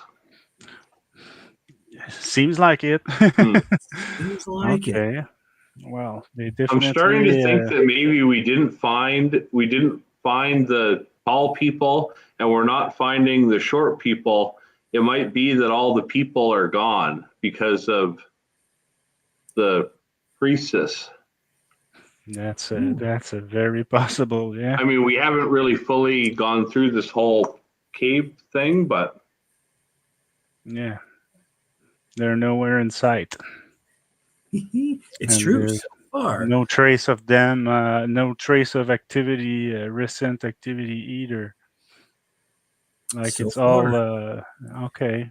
Yeah, it's largely clean. Although, weirdly, all the surfaces here are so stony and not really very much overgrown with anything. It would be hard to say if anyone had come this way if they didn't do something to like gouge a mark in the stone or anything like that. I mean, even you guys with your wrestling boots, there's no trace that you even came through here. When you look back where you've come through, it's like you're stepping on a solid, dustless stone floor, out into that. Even that landing is basically a solid, precision laser cut landing carved out of pure stone. And there's no sign of that you were ever even here, because none of you have left like a mark on this place. Although the kid could get busy with his monkey wrench, definitely. I was just going to say we could leave our mark, But yeah, let's not antagonize everybody we meet. There's kind of a. I don't think it would go too far to say there's almost like a bunker feel to what you're encountering here. It's like super thick, super square, super hard, super utilitarian. No, again, no embellishments of any kind, no artistry to it, just pure lasting forever technology, cut into solid rock, built out of near indestructible metal, that kind of thing. It's very weird. And definitely these blue, it's hard to call them holograms. It's almost like they're glowing smoke. These weird, things that you're seeing, the controls that have appeared on this panel. Okay. You want to have a look, Professor, and maybe try to understand what these controls are meant for? Or we just keep on pushing further down the cave? Yeah, Eric, you said the cuneiform, that was completely indecipherable as far as we could tell. And then the other stuff was like blue crescent moons and yeah. So when you take a look at it, with your learned intellect, you notice there are similarities to very, old clay tablet cuneiform, and it could be a similar language to that. If you had or have knowledge of ancient writing from, was that Babylon that had those clay tablets? Am I remembering that right? Or where was it that had that type of writing? Is that correct? Was it Babylon? could be. I think Could so. be. We'll say yes. In my ignorance, yes, I'll say yes. And so you with your learned eye look at these and you think there's marked similarities. It could almost be that this is either a pre-language or a following language to the text of that era, where those sort of chisel-shaped tools were just pressed into clay to form the symbols, the sort of triangular symbols and circles and that, or dots and that kind of thing. It looks like maybe a very more precise form of that in a weird way. Yeah, it's very weird. It's you know, make a brains check, and I want to tell you an important impression you get from this if you are successful. I am not. Ooh, okay. Yeah, it seems to be a symbolic language of possibly some complexity, looking at how many different buttons you see here, and each of them has no two are alike. There's definitely, you would say, maybe 150 buttons here, and not any two of them match. The symbols on them each are unique. The crescent moon thing, imagine it being about the size of a toast saucer, perhaps 7 inches across, 6 to 7 inches across. And what it's depicting now is sort of a thin, narrow, like horned moon crescent along that sort of orients with the thickest part on the left-hand side, and the two, pointed horn parts stretching off, and in a perfect circle around to the right. It certainly looks manipulable if you want to touch it. As do all of the buttons. It's almost certain that interacting with, waving, breaking, and otherwise touching these luminous, smoky things will cause something to happen. Itchy fingers. Or you can simply stay the heck away, as you please, sir. Yeah, not knowing what they do, the lumen is not going to touch them. But Okay. Okay. can't Since speak for we everybody. see the crescent moon everywhere, so I'm kind of curious. I'm gonna try pressing that symbol. What happens when your fingers interact with or touch any part of the blue crescent? When you move, your fingers can sort of change. Imagine it like you're changing the phases of the moon, where it's at the lowest, phase now. But if you put your fingers in it and move to the right, it sort of fills in more of the moon. Like if you pass quickly to the right, you can make a full moon or perfect circle, and then you can pass back to the left, and it goes back to being a thin crescent, almost like a sort of what's that word? A throttle, or something that controls aperture. Okay, so I'll do the full cycle until I reach the full moon to see if it does anything. Okay. All of you can hear immediately a sort of rise in the rumbling of the outer facility moving through. It's almost like you kind of opened the water valve to what was, moving through with the least amount of water. And now it's moving through with the most amount of water.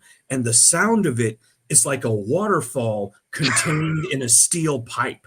So outside in that room with the big blocky things, and I mean, I should also give an impression though. Imagine that out there, like, this is so solid and so indestructible that you don't even feel the rumble of it really. You just hear it crashing at, great gallons per second through those pipe tubes out there at maximum velocity now. And then is when you start to hear the sound of many, many far off shrieks and screams and guttural bestial roars and yelling and cries of, I don't know, rage and or dismay. Oh, okay. Well, that did something.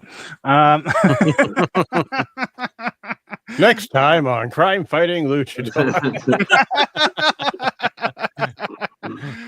Okay. Well, where are the screams or the voices coming from? The main room, like the room where there were like the generators that we passed earlier. I would say so. You think they're coming from the other open door you did not choose to go through. Okay. With no light above it that just went off into darkness. Okay. Wow. I think I have to go take a look. It's my doing, so I'll be brave. All right. I think we better probably stick together. We can move towards the mayhem. I mean, we're All we don't right. have So to we Rick don't have to Steele skulk accompanies away you. necessarily. Yeah. Lumen, Yeah. Kid, what do you guys want to do? I think Rick Steele and Shooting Star are going to head towards the door to this room and back out into the main chamber. Yeah, we should probably stay together. Before we leave, is Shooting Star going to manipulate the crescent moon back to the Yeah, I'll put it back in its initial position. Don't know if it's gonna do something or if it's too late, but I'll put it back the way it was. Okay. When you put it back the way it was, definitely immediately you can hear the sound of the rushing through the grate, pipes, lessen back to what it was before, a very, very calm, very low end, rumble. And out the four of you return into the main chamber where the apparatus of the hydroelectric plant exists. You can hear coming from the dark hallway what sounds like bare feet on concrete slapping up this way and approaching from farther into the darkness. Like a black bear or a polar bear? Oh, I meant to say bare human feet, like unshod, unclothed or shoed feet on concrete. Are our robes that we took off in this room? Uh-huh. I'm going to pick mine up and kind of tuck it under my arm, but crumple it up so it's not hugely obvious what it is, but I want to have it on my goat self. Absolutely. While we're waiting for the pitter patter of feet to reach us. All right. So they're coming our way. They are coming your way. You could hide or stay out in the open. It is your choice. If this were a choose your own adventure book, I think that would be the two choices at the bottom of the page. You want to hide to see, to observe them first, or we meet them head on? I've got an idea. I'm listening. I put on the robe and pull the hood up. I'm like, you guys can hide. I'll take care of this. Ooh, how about it, guys? Okay. Sure. Okay. We don't have a whole lot of time, so that sounds good. Let's try that. Stay close. Yeah, for sure. For sure. The Lumen, Brick Steel, and Shooting Star take up position behind one of the massive machines of this antediluvian facility. The Kid, clothed in a giant bedazzled robe, stands out plain to see in the open part of this chamber. Dave, if you want to show the Morlock picture, now is the time. And I have a ruby in my left hand and an emerald in my right hand. Okay. There we go. So, a brutish, brawny, stoop-shouldered pack of albinos, come swarming out of the dark tunnel. They are, as the sort of impression at the ziggurat gave you, indeed blue-skinned and white-haired. Their arms, from shoulder to wrist, have a lanky, long, perhaps 6 or 7 inch layer of white hair / fur that dangles from it, almost like the fringe on like a Western coat, I'm picturing Liberace in a way. Yeah, almost like a weird Liberace coat, dangle is hanging down from it. They are very like hunched over and degenerate looking. You would certainly, words like de-evolution come to mind when you see these guys. They are, just as this picture portrays, And when they see you, they immediately, square up with each other and are standing over there making grunting, brutish sounds. And you Do can I see. take and I put my arms up and extend, and I've got the gem in each hand. And I say, I am your new best friend. Listen to me. Man, okay. I'm trying to remember. We want to do something which is sort of like oh gosh, if this were D&D, it would be like a reaction check kind of thing. We want to do something that kind of helps to determine how do they react to you. They are horrific, degenerate albino cannibals who live in the dark. You are a mysterious, towering figure. I drop my hood so they see the horns and all the hair like theirs. Okay. The lot of them take 1, 2, or in some cases 3 steps back when they see your inhuman head on this human body. They look to each other and back at you with as close an approximation as creatures this dull can have to fear and wonder as they see you. And they pause again where a moment ago they look like they might be ready to swarm forward to maul you and feast upon your flesh. So I start like tap dancing like I'm Sammy Davis Jr. And then I kind of end in this I end extending the hand with the emerald, and I've got the ruby back, and I'm kind of doing the spirit fingers thing. So you're oof tapping. Yeah. Oh, I like that the clatter of your hooves. I hear the clippity clop of my hooves. Yes. So just to add to the weird effect that you're having on this crowd, I will get out of my hiding place and have my end glowing like I'm about to shoot my beam, but I'm not shooting. Obviously, I'm just waving a glowing hand to kind of impress them. Oh my gosh. Okay. Another inexplicable inhuman figure appears before these guys, and you can see them again trepidatiously, cluster among themselves together. They are definitely surprised and taken aback at what they see. The animal fear on their faces is clear and evident.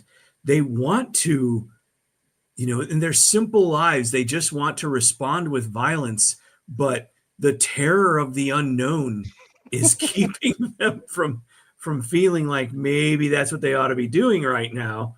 And holy goodness. I set the ruby and the emerald down on the floor, and I back away from them, and I do another tap dance thing and a clippity clop.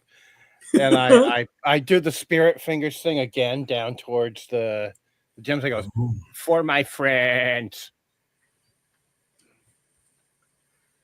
And then I back away and I just leave the 2 gems sitting there on the floor for them. Okay. The one of them is kind of nearish to the front, kind of looks at some of the others and makes some kind of weird, gesture and grunting at them. And then slowly, with his little blue bandy-legged stance, almost sideways crab walks towards you, like maybe a wrestler might, he's trying to engage in, and he moves over towards the stones you've set on the floor, and he reaches for the red one, and then in a flash kind of snatches it up off the ground, eyes wide open, looking at the 2 of you to see how you react. And then if neither of you leaps forward to do damage, he will kind of slowly sideways walk back to the others, never taking his eyes off the 2 of you unless you wish to do anything to stop him, which you can certainly spring to action and do so. I just give him a thumbs up. Okay. Okay. They are. I'm trying to think. Oh yeah. Right. Well, you would come in here with the light of your torches. I'm thinking that, kid, maybe you still have a torch. I mean, it is basically impossible to see. It is utter black without one. So either laying somewhere nearby or propped up against a machine or something, or held in your hand, you might have a torch. Is that fair to say? I would say leaning against the wall somewhere, but then Got it. Shooting Okay. Star had also. Oh, that's right. He's got the illuminated glow her from the hand. hand. They are, none of them have approached anywhere within, anything like even several paces of Shooting Star. I would say from the two of you, who are roughly, nearish to each other, they are perhaps 8 paces away, and confounded in their weird misunderstanding of what's going on here. The one who moved forward the 6 paces to get to the shiny stone that you gestured towards and pick it up. And he slowly has kind of moved back to the others. He seems, though, to want to stay the farthest away from Shooting Star and the light emanating from Shooting Star's hand. Yeah, they're cave dwellers. They don't like bright lights, obviously. That is true. You think so for sure. I'll I'm tone just it picturing down. the I'll descent. tone it down a bit so it's not quite as blinding, but enough so we can see our surroundings, because we don't see in the dark. Okay, perfect. All right. They seem to embolden a bit as your light dims. You can see them, looking back. There's many, grunts and primitive sounds coming from them amongst each other. I didn't even mention how many of them actually came out of that, but it was 5 of them have come out of that other passageway and are standing here, trying to figure out what to do with these, I don't know, gods, other strange visitors. The Hollow Earth is a strange and unpredictable place. I am actually going to take this whole robe off and go down to just my tights. Ooh, okay. So they can see all my fur covering my body. All right. Hey, what color is your fur, by the way? I picture myself as being primarily white fur with cocker spaniel colored blotches all over. Sure. Yeah. Okay. Man, all right. They see like a weird similarity between themselves and you with that. Although, man, they're woo. And I do another dance and I pose out to them like, your turn. Is it reasonable to think that I may have a pen and a little book note or something in my stuff, since we're kind of detectives? It is to say that any assets your characters have picked up along the way or during character creation are meant to be with you at all times. And so any asset you might have like that is certainly at hand. Well, it's not part of my inventory per se. So does anyone have maybe writing instruments amongst them on themselves? I do not, unfortunately. Yeah.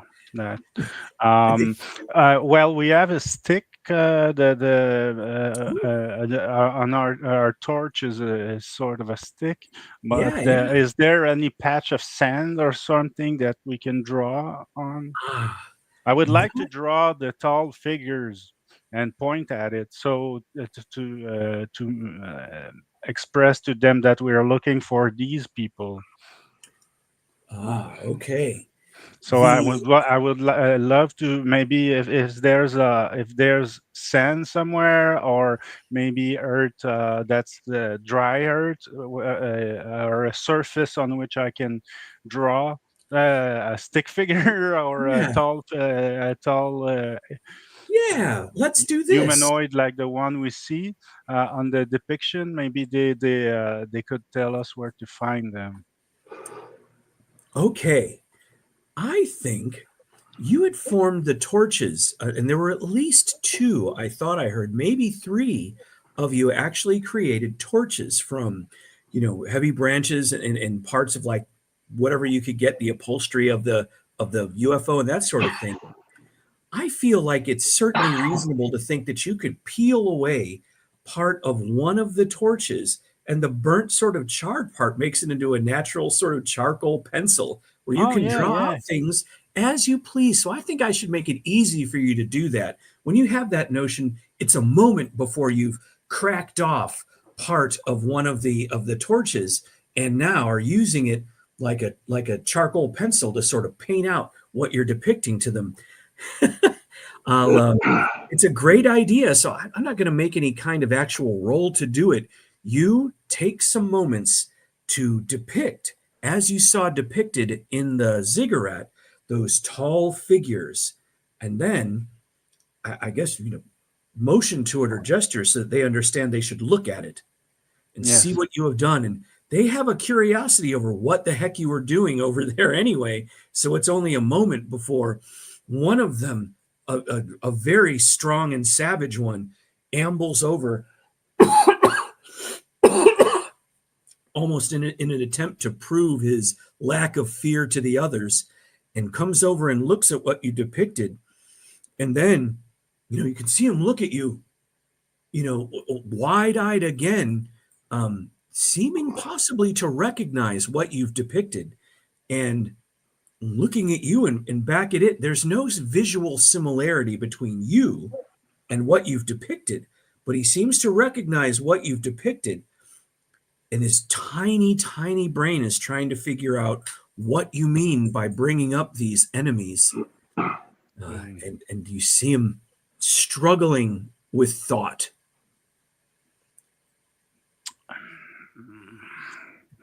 I'm trying to think of a way to make it clearer that we're after them because there are enemies too, but I'm coming short. So if any of you has an idea. I hit the drawing with my monkey wrench repeatedly. Yeah, that should do it. Yeah, of course. Yeah. So they immediately, you can see this is something they understand.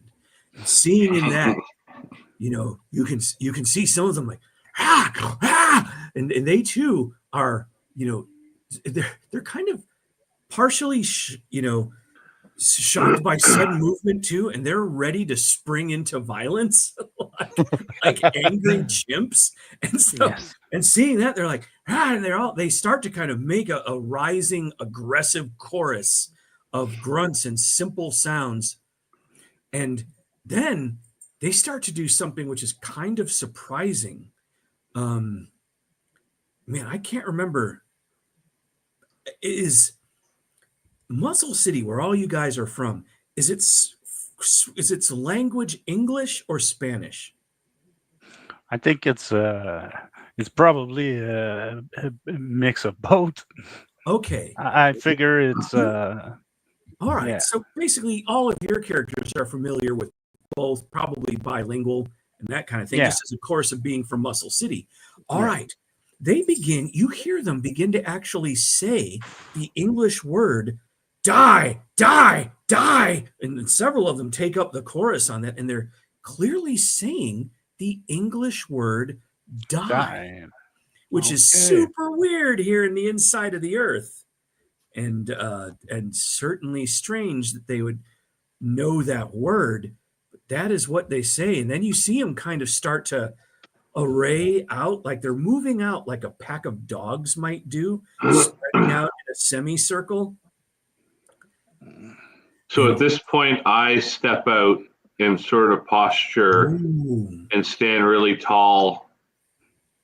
Oh, okay. Now, when you appear, okay, one of them immediately flies into a rage and attacks and just runs at you. I'm so sorry, but like the one who seemed to be trying to prove his bravery to the others just charges at you. I know this seems weird, but it's Oh, basically okay. initiative time.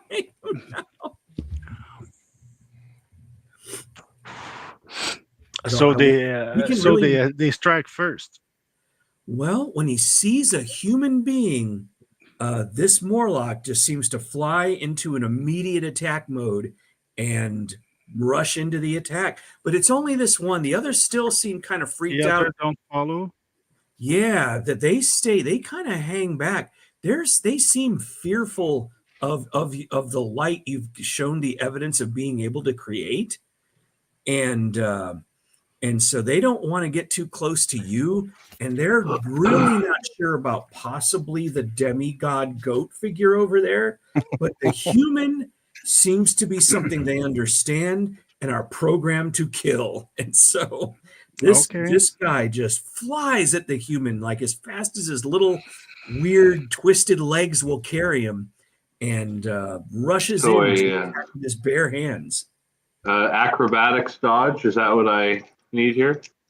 Yeah, well, you might actually beat him in the initiative, but I you see the attack coming, so it's not like a surprise. I feel like you might win the initiative and be able to attack first, or whatever you wish to do, or run. Go for it, Dave. I got a 6. All right. All right. Okay, so yes. You may, as you please, make your strategy and execute it before he does his attack. Well, if he's coming at me and I have initiative, I'm just going to definitely. I'm just going to blast him with a concrete clothesline. Ooh, yeah, son! All right.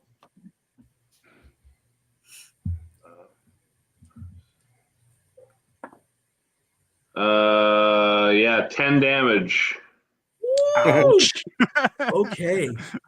What the rest of you, some in hiding, some out in plain sight, see happen is that Brick Steel one hit quits this Morlock, clotheslining him. His head falls back and smacks onto the flat carven stone, and he's out. Not falling onto a nice soft wrestling mat is an entirely different matter. And he's taking a blow to the back of the skull, and he is unconscious. Like you can see the Tweety birds chirping over his head. This guy is out.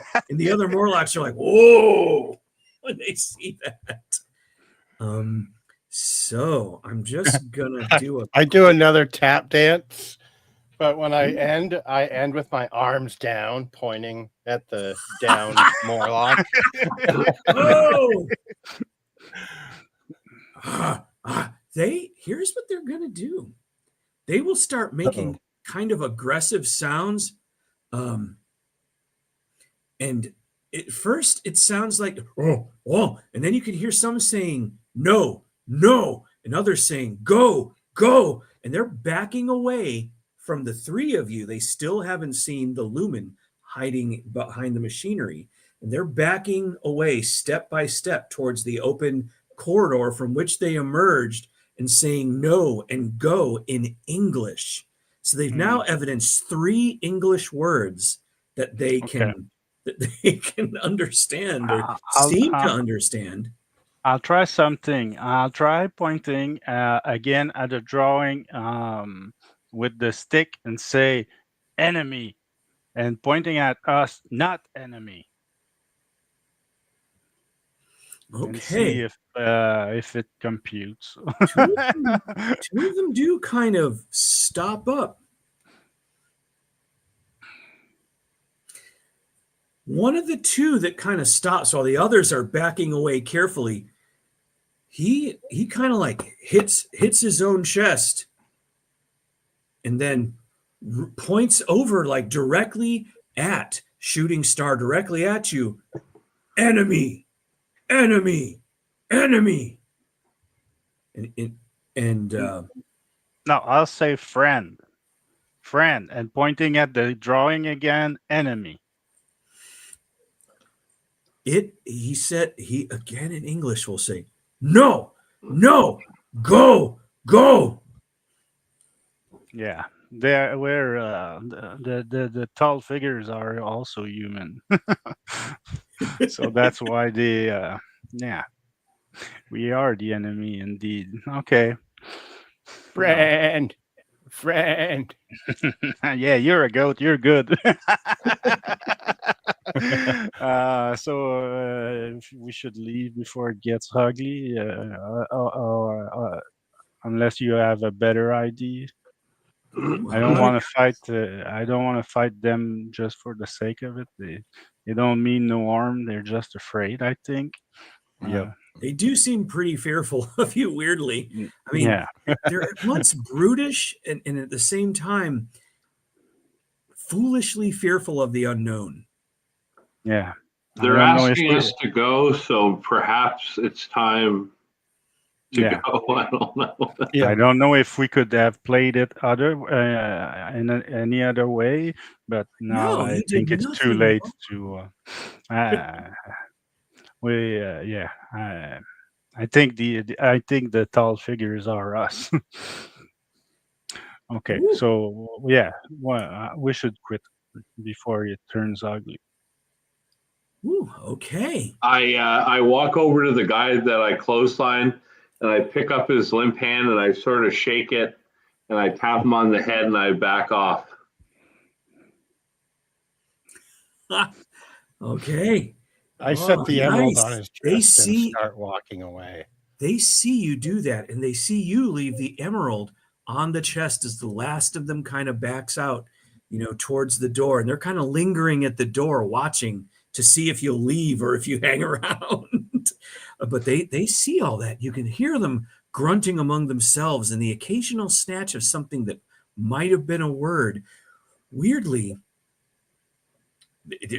you might even hear one or two words again of English where you think you hear one of them say yes to one of the other ones, and you guys lay down. You touch the figure, you lay down the stone, and you all leave. And Lumen, will you join them on the way out? Yeah, I don't want to hang out. Okay. So the four of you remove yourselves back to the front of the facility and back out of the cave, and they see Lumen emerge from behind the machines too, and you can hear that causes a grunting hubbub among them as yet another human appears.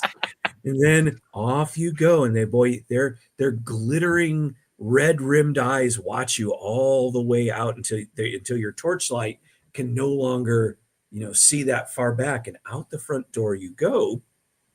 A viewer messaged me and said that we should kneel down and bow to them. Sometimes it works. Our friend Shago Super Beasto, he said we should bow to them, but now I think it's too late. I don't know. Woo. Man, I'm not sure I want to set foot inside again and be defenseless against them. They seem pretty pissed off right now. Yeah, if my goat dance didn't work, nothing's gonna work. Nothing will.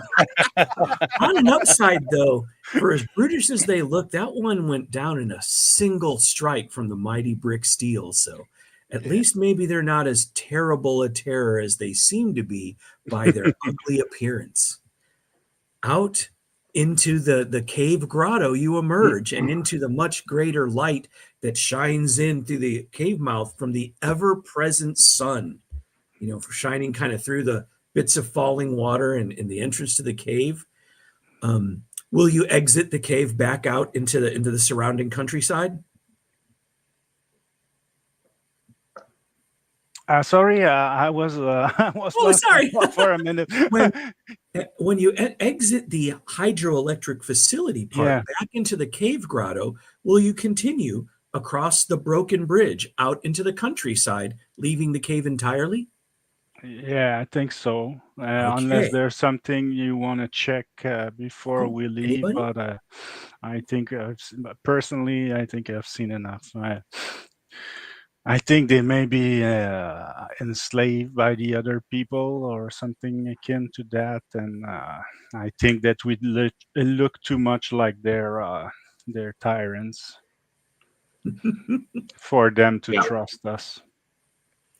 That could very well be the case indeed. You emerge across the broken stepstone bridge now, and as you get back to the edge of the inlet, the little lagoon of water that the bridge goes across, that is when the Atlanteans arrive. Oh, So, out of the water arise figures that immediately you recognize as the figures depicted in the ziggurat as the tall figures. They're the color of their armor and everything, and the fact that they're emerging from the river certainly seems to fit. I'd like to take a moment and give Dave some pictures to share. And can we just take a momentary break? Maybe just 5 minutes to. I was get it about to. I was about to ask for a short break too. Yes. So yeah. Perfect. Yeah, All sounds right. good. The only thing is it will cut this off, so we'll have to communicate through the chat. Okay. only- The Facebook chat. Either Facebook or the No, other the chat private here, chat. the private Yeah. chat. Oh, I see it over there on the side. Yeah, private Yep. chat. Okay, perfect. I'll get to work. All wanna right. get I you will those switch this pictures. over and we'll be back in about 5 minutes, folks. Woohoo! Cool. Oh, that's not what I wanted.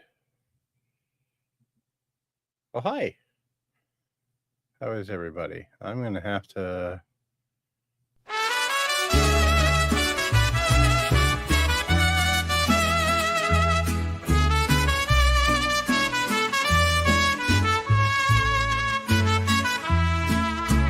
Masks on tight and ready for the fight. In the city of shadows, they bring the light. Leaping off rooftops, hearts burning red. Villains beware, heroes overhead. In capes and suits, they stand tall and brave, defending the night from the darkest wave. Through alleys and streets, they swiftly glide, with justice and honor, fighting side by side. Crime fighting luchadores in the moon's warm glow. With every punch and kick, their legend grows. Shouting freedom and truth across the barrio. Heroes we need in the world we know. From dawn till dusk they never cease, chasing down wrong till the city finds peace. With courage raw and a heart so pure, no evil can ever be sure. In the heart of night they keep watch close, torch bearers of justice, fierce as a rose. Not for fame or riches do they fight, but for a better world with all their might. Crime fighting luchadores in the moon's warm glow. With every punch and kick, their legend grows. Shouting freedom and truth across the barrio. Heroes we need in the world we know.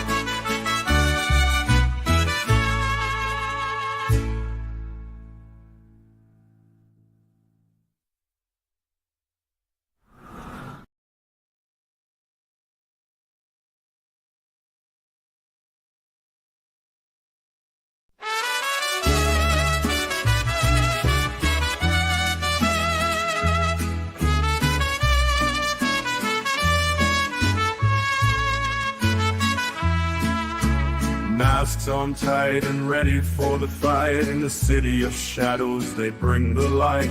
Leaping off rooftops, hearts burning red. Villains beware, heroes overhead.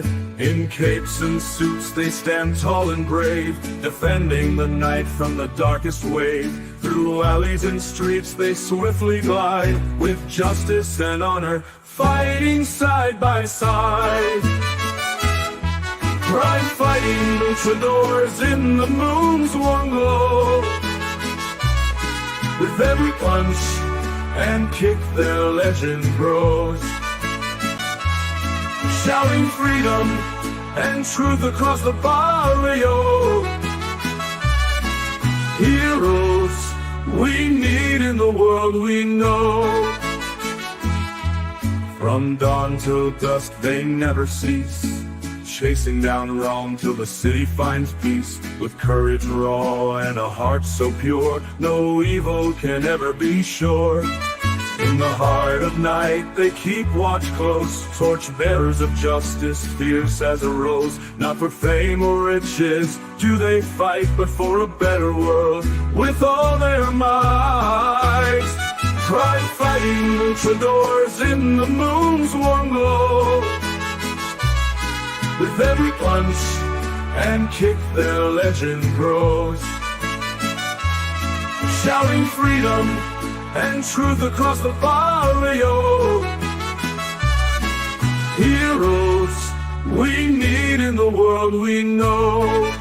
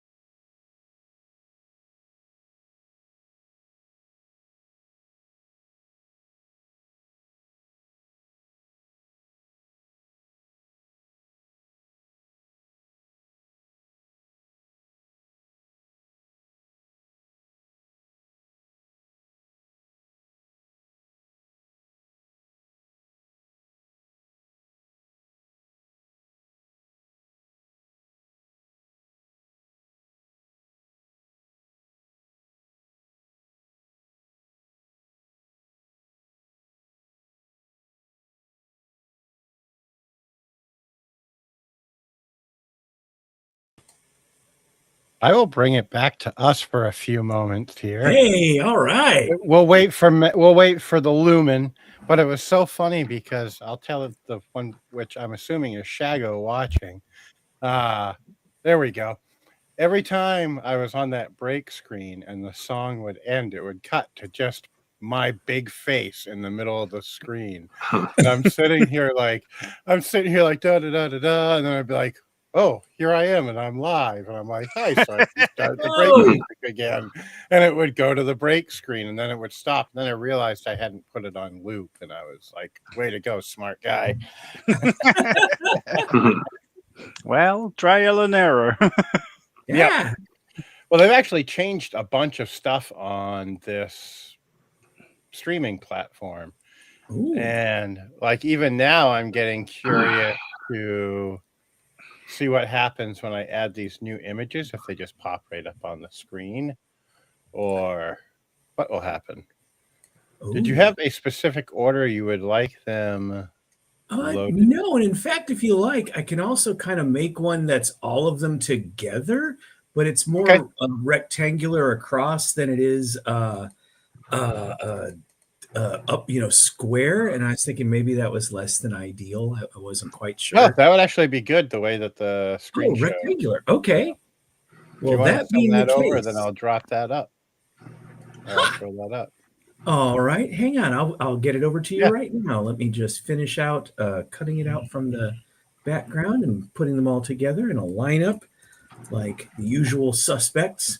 And here, so if you get the urge, you can go back to about the I'd say 2 hour and 15-minute mark and watch me like 3 times freeze when the break screen ends, and I'm just like sitting there staring at the screen like, "Hi, I'm in Delaware." Boom, boom, boom. There we go. And almost got it. Oh, finally. There we go. Now let's cut this into its minimal sweep and control image crop, layer, flatten image, and file, save a copy as a JPEG. There we go. We'll call it the Atlanteans. And would you like me to throw that right up on the screen, my friend? Yeah, why not? We'll get right into it. That sounds fantastic. Saving it now and giving it over via our chat. Let's get that done. Oh, didn't mean to open it. I just meant to share it. Come here, you. And zoop. Bam. Let me know if it comes through okay, please, sir. I'll try to get that right. I'm going to get this saved real quick. All right. And then I will get that thrown up on our screen. Woohoo! All right, everybody. So, as your mighty luchador heroes reach the shore across the broken Stepstone Bridge, the Atlanteans emerge from the water. A strangely dressed a crew as the 4 of you. They possess, unusual weapons, but they are armed and certainly strange looking. As you can see, there's also kind of a snaky motif with them as well, especially there on the left, where there's almost a Medusa-like helm worn by the leftmost of the Atlanteans that are emerging from the water. Okay, so it's a helmet. It's not it's not snakes that are alive like on the Medusa's head. Yeah, you don't think so. When you're looking at it, it seems to be stylized to give the impression of snakes, but it's kind of in that same useless way that like opera Vikings have horns on the sides of their helmet.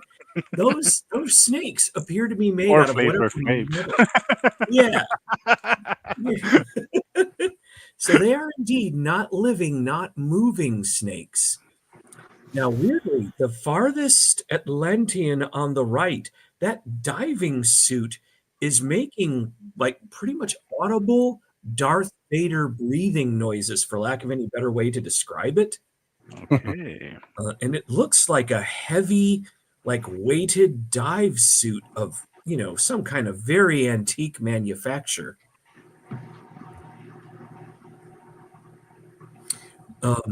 Then I guess the next strange thing will be when these strange four emerge from the river and are standing dripping on the shore, perhaps 30 feet away from you. I guess the one female, the second from the left there, with the very, very strange, well, let's call them odd floating things next to her forearms, and the strange, clearly, I don't know, maybe mechanical parts. Perhaps it's hard to say. Most of her looks like it's made out of ceramic more so than metal, but she speaks in Spanish. Okay. And says, we thought you were with the Unterführer from your craft. What are you? And you can see, her and the others openly looking at your strange wrestling garb.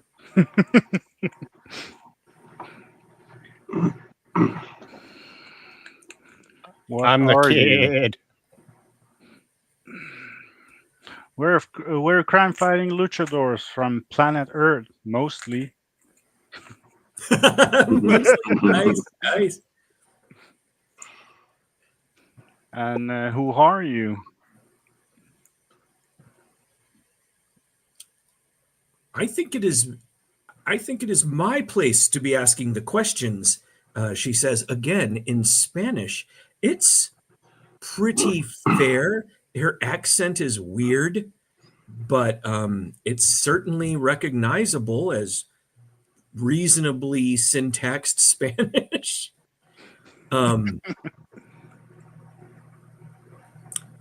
Why did you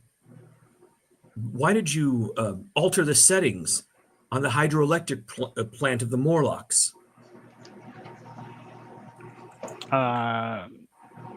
We were trying to establish a communication. Somebody has drawn us to this place. It wasn't our destination at first, but our craft was drawn to this place, and there were these robes waiting for us, and somebody seemed to have called for us. Obviously, it doesn't seem to be you. So, do you have any idea who it might be? And I can show them the robes, my robe, Okay. which is adorned, I believe, by their symbol, because there's lots of snakes going on in there. Right. How do they react to seeing this? Okay. The man on the left with the long sort of pole or bladed staff weapon and the snake heads, he turns and speaks to the woman in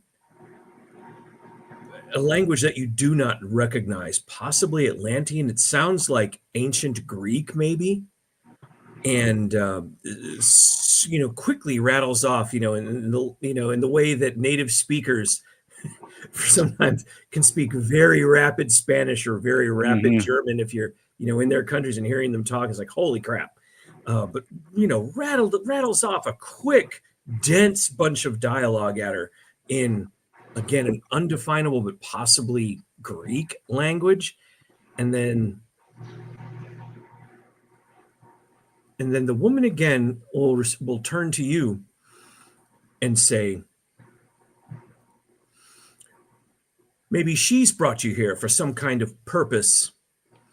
It's hard to tell, what that thing is up to. Who are you referring to? Who is she? The priestess. There is a ruler here in this part. She got 4 arms by any chance? all three of them, the three of them on the left look at each other. The one that's breathing like Darth Vader might possibly be a machine. It's hard to be exactly sure, but Okay. she'll say, the Nahuali. That is the ruler here. She commands people with an iron fist with her regrettable magic that she seems to wield from the Ancient One, whose temple you have Smash. damaged.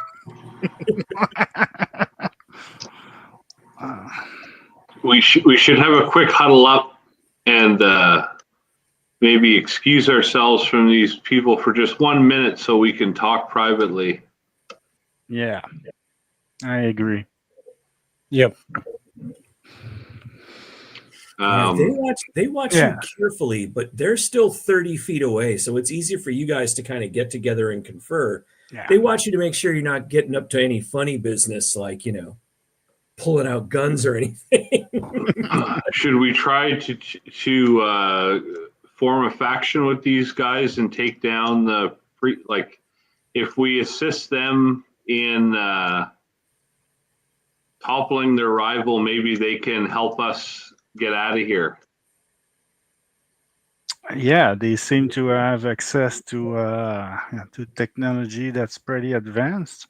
We can communicate with them, and they seem fairly advanced. So yeah, they sure. We still don't know what the purpose of the priestess is mainly, but we can sure team up with them until we know better. I'm up for that. What about you? What do you think, Kid? And what do you think, Lumen? Yeah, at least that they're seems not like trying to heat us. That's a starter. Works for me.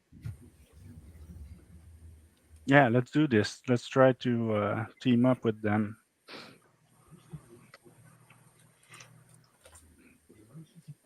So What is up with the feet? I can't help being the goat guy.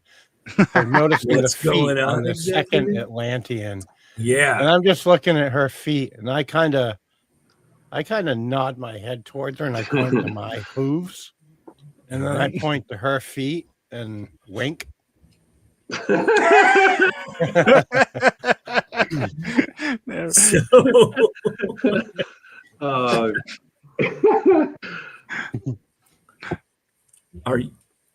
She'll take a few steps forward to get a better look at you.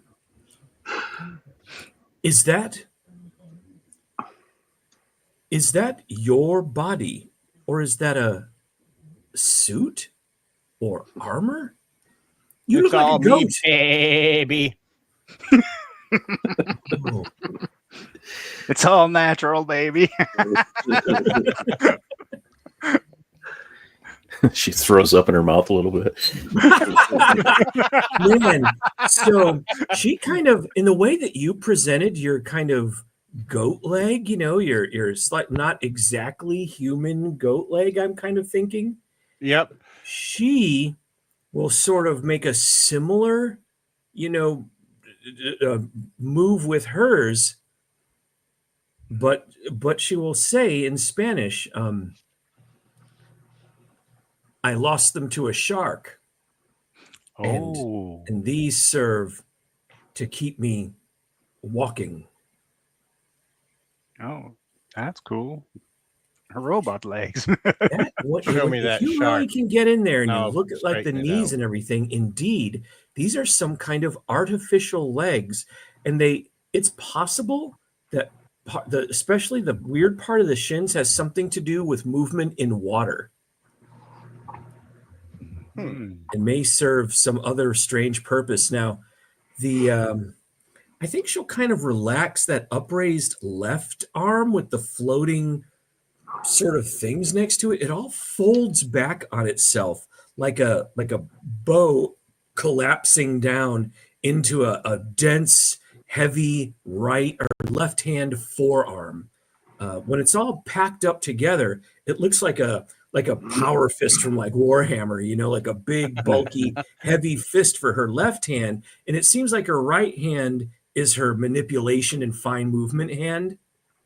But you saw when she first emerged from the water, the thing was open in a way that was highly suggestive of a weapon, a projecting weapon or bow or something like that, even as you see it in this picture. When it folds up, it's more like there's just a weird, heavy fist on her left. Okay. But her arms are still as, compared to the two mighty luchadors, a scrawny human female arm. Okay, well, they definitely have some cool technology, that's for sure. Yeah, Atlantis has been doing it for a minute. Yeah. You talked earlier about the machine, the generators that we activated by mistake in the Morlock's cave. What is it used for? What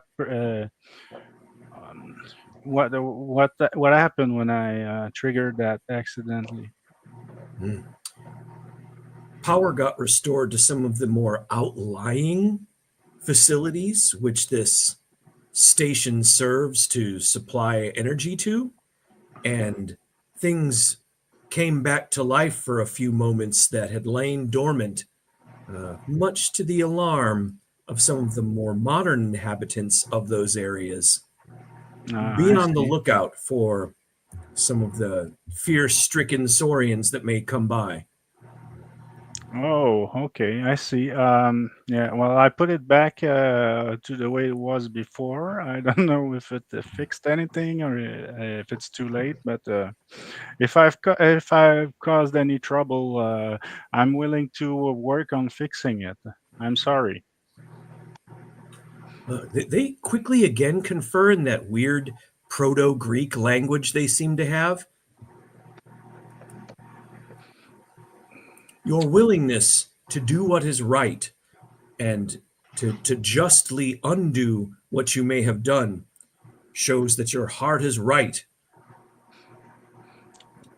Yeah, we are. We dedicate our life to helping other people, and we're sort of heroes on our home world. And we don't know the exact reason why we were called here, but we intend to do no harms to peaceful people, and we mainly want to go back home. So yeah, we mean you no harm, and we don't want to. Maybe we can even help with overthrowing that tyrant of yours. You seem to be pretty capable yourself. Maybe if we join forces, we can be able to put an end to this.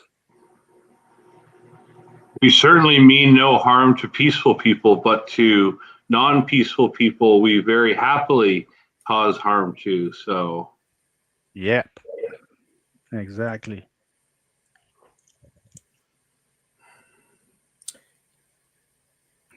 Heroes from the surface, I will tell you some regrettable news.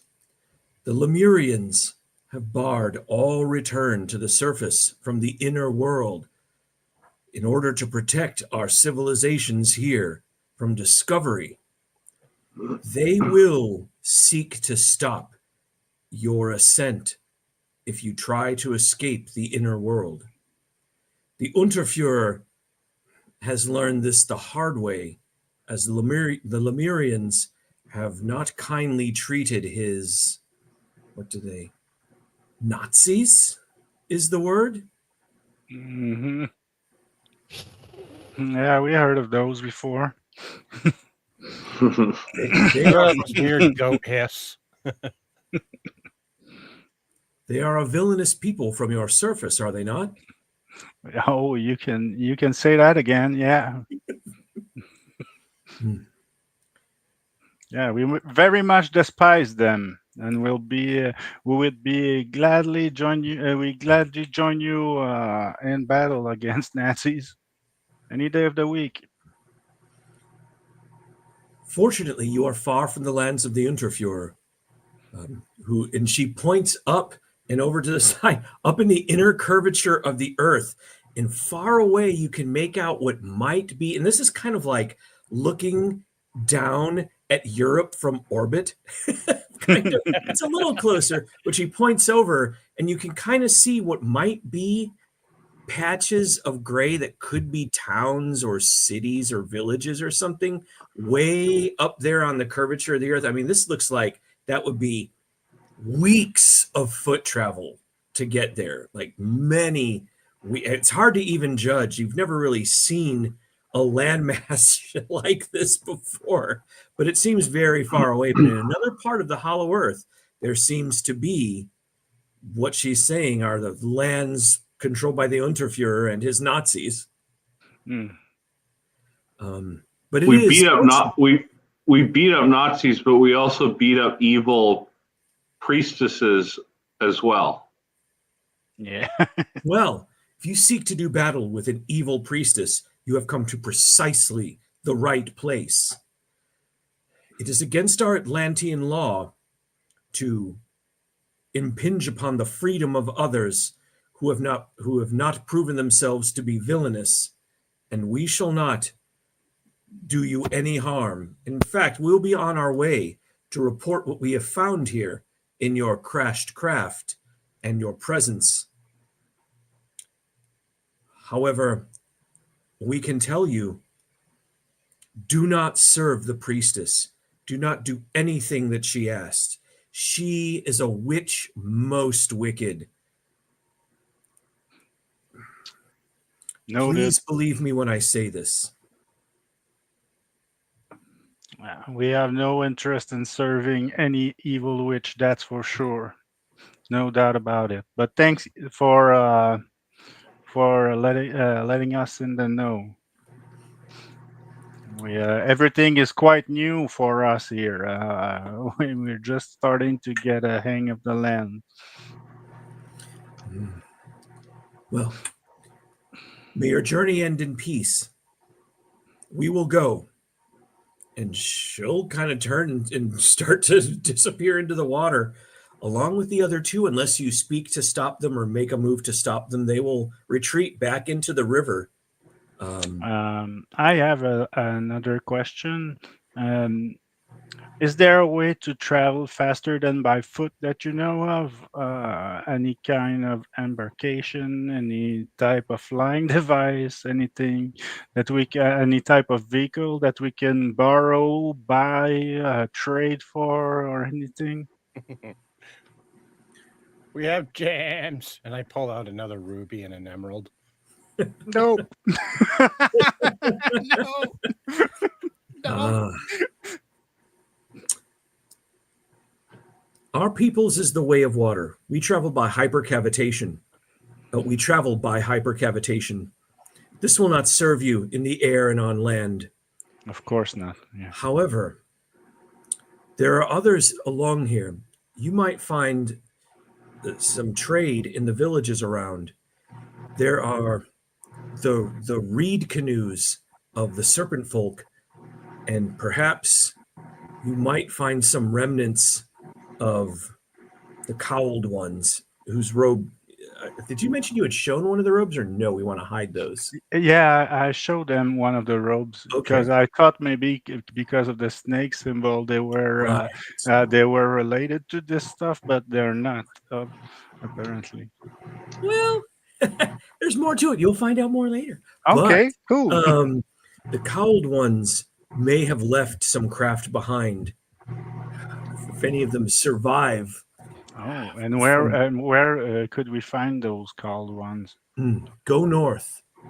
You bring yourself closer to Ladnahuali, but you also may bring yourself more to those who despise her, and they may be more willing to serve as allies. We of Atlantis will not directly oppose her. She has laid claim to this land, and her claim is solid and fearsome.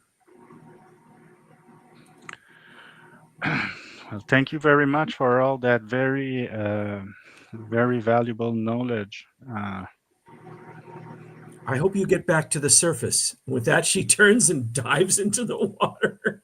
You guys carry a lot of weapons for people who are unwilling to fight. Yes. Yes, they do. They're clearly armed, all four of them. Their weird Vader breathing robot thing is the last to back into the water. And rather than kind of smoothly entering it into the water like they're born to it, like the three on the left do, that last figure on the right, again, sort of clunkily, almost mechanically, walks backwards, its weird red grilled eye watching you the entire time until it disappears into the river. As they're departing, I just yell, "I love your legs." Nice. And he does a little tap dancing number. Yeah. Woo! Okay, so the first encounter with the Atlanteans goes pretty well. They did not attack you naturally, nor did you they, and everything ended pretty nicely. And you have some slight hints as to what the Atlantean culture is like. They do seem to value things like freedom and perhaps personal autonomy from the speaking of them, but they seem weirdly reluctant to join you right away. This patrol or this group seemed weirdly reluctant to join you and to directly help you against the danger you might face from Lanahuali. Yeah. Maybe they're a little more concerned about her power than they let on. Yeah. We shall see. We shall see. Well, you might travel north to the land of the cowled ones and see if you can obtain some better watercraft or means of travel here. Maybe they're right in that the people who are the unfortunate servitors of Nahuali may Are be the able ones to. that despise her the most. Yeah, they did not seem to be And pretty happy they there. may be the ones that call to us too, because judging from the robes and what we've seen so far, they're the most likely candidates who have been the one to summon us here. So I would start there, but what about you? I should say, your ship kind of arrived here by accident. You were literally hit by a micrometeor, which took out the drive system of the Moon Monkey UFO. But the Moon Monkey UFO had a setting for the Hollow Earth, which was super weird. Okay, no, I was under the impression that we were kind of directed here, but it's not the case. It's different. Okay, It I seemed understand. more possibly chance that the UFO just crashed in a sort of a straight line from the opening to the surface as it just Okay, zoomed I across understand. I thought that our UFO was like rigged to come here instead of bringing us home. So I thank thought there goodness. was somebody who needed our help and Yeah. summoned us here.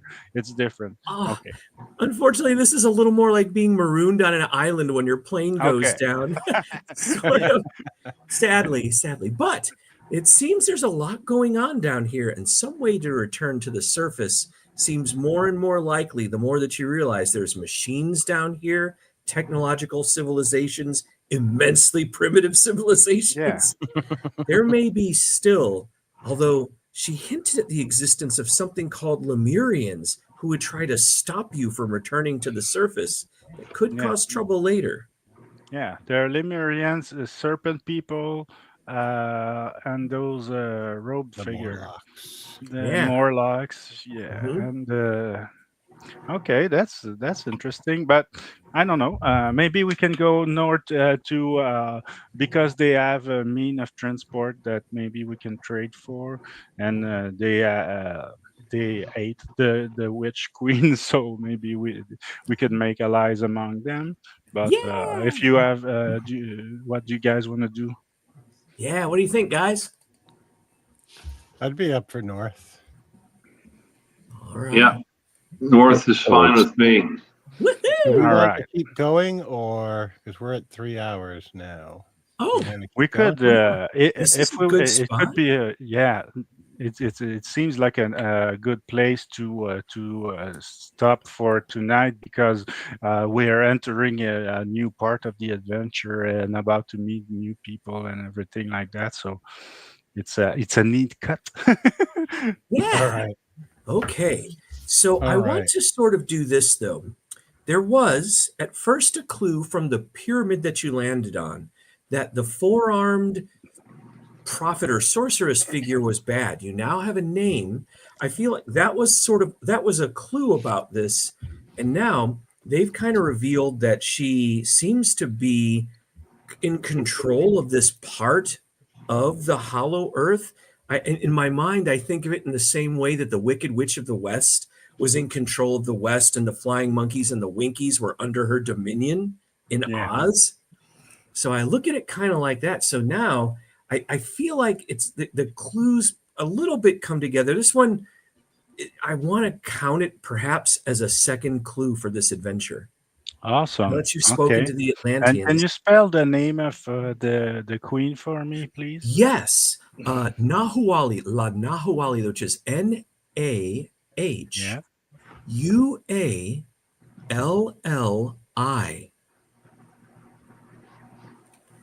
That I'll kind of actually maybe one of the good brains Pokemon. You can make a brains check to kind of know something about that name. It Okay. may ring a bell if you are successful in kind of thinking back to your education. That's an 8. Ooh, okay. It's Well, got an 8. that is a Nahuali is a word for witch. In oh my God, what was that? In the indigenous, in the kind of South American indigenous languages, it gets carried through. So it's one of those words that you'll hear Brazil, not, hold on, the jungle. Amazonian tribes still have living in their languages today, even though Okay. their indigenous languages stretch back a long time. Nahuali is kind of a word for sort of a not good, priestess or witch. More like a witch, like we think, rather than like a healer that that might be like a curandera or something like that. Yeah. Nahuali is kind of like somebody who can do curses and the evil eye and stuff like that. Yes, nefarious. Yeah, nefarious person. So her name kind of means like the witch. Okay. And in that, and you kind of recognize that, and it's sort of, again, that the pyramid definitely had some kind of similar appearances to old meridional culture or southern hemisphere cultures too.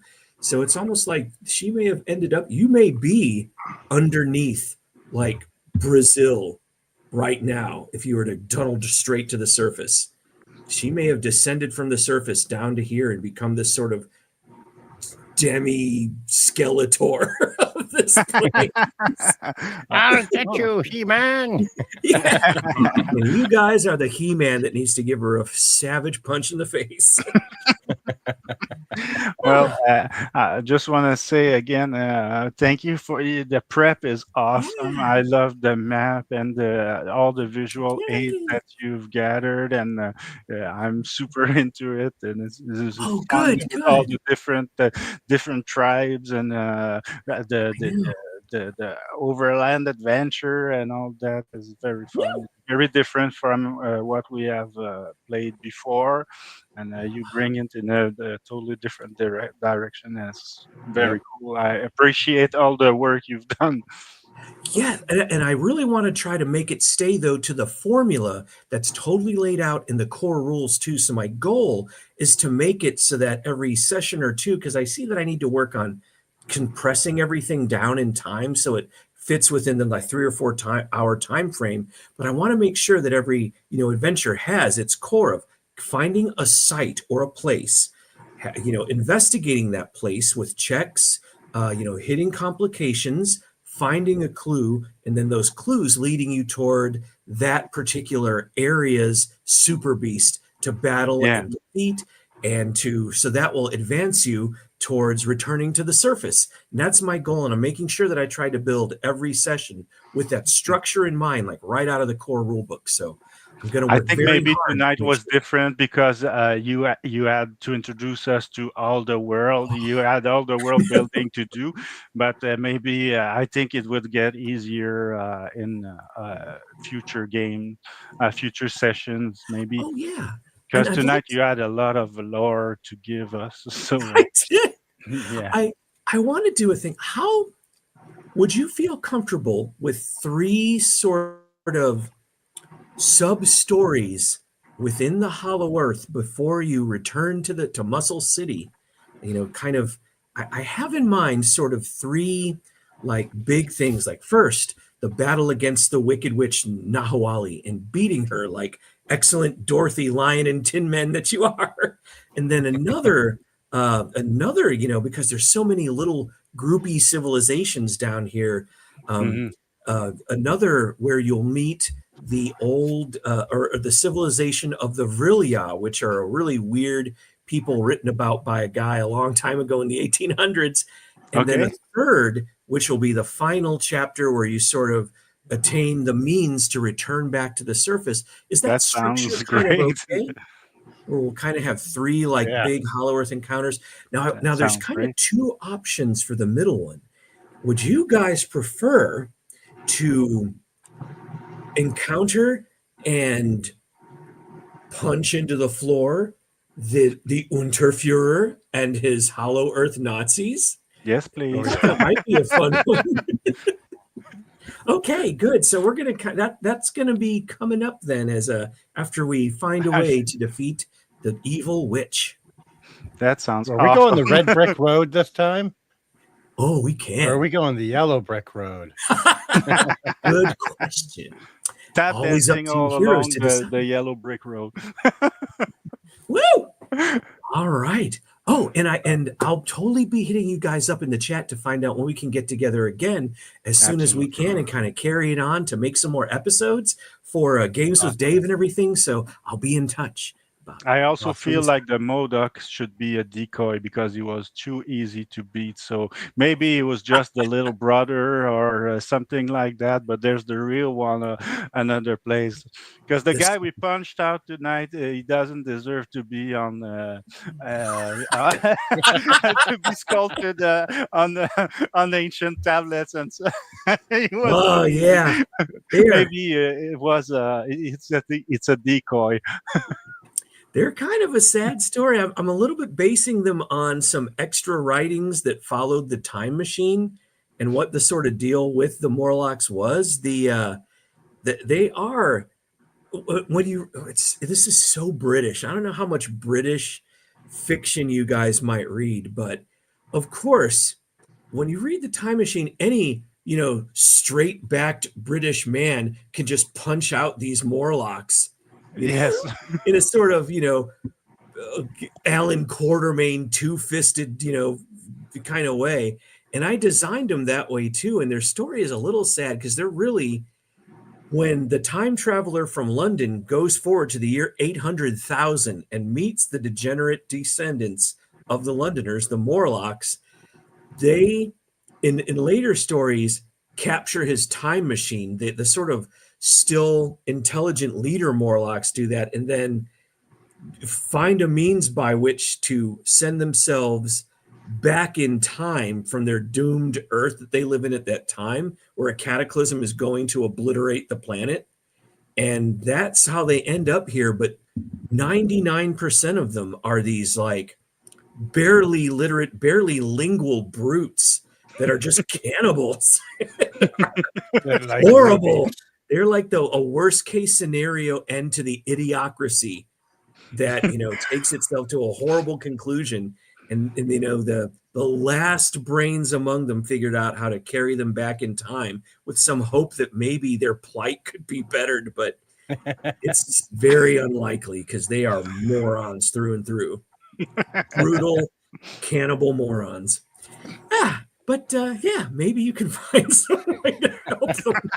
And on that note, folks, we're clearly headed. We're clearly headed there, but there's no time machine involved, sadly. Yeah.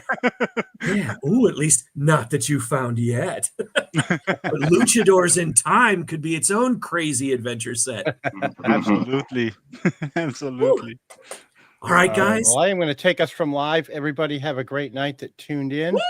Thanks for watching. Thank you. And we will keep you up to date on the next time we're going to be live with some crime-fighting luchadors and some more Hollow Earth hijinks. Have a great night, everybody. Thanks for tuning in. fellas. Thanks. Thank you.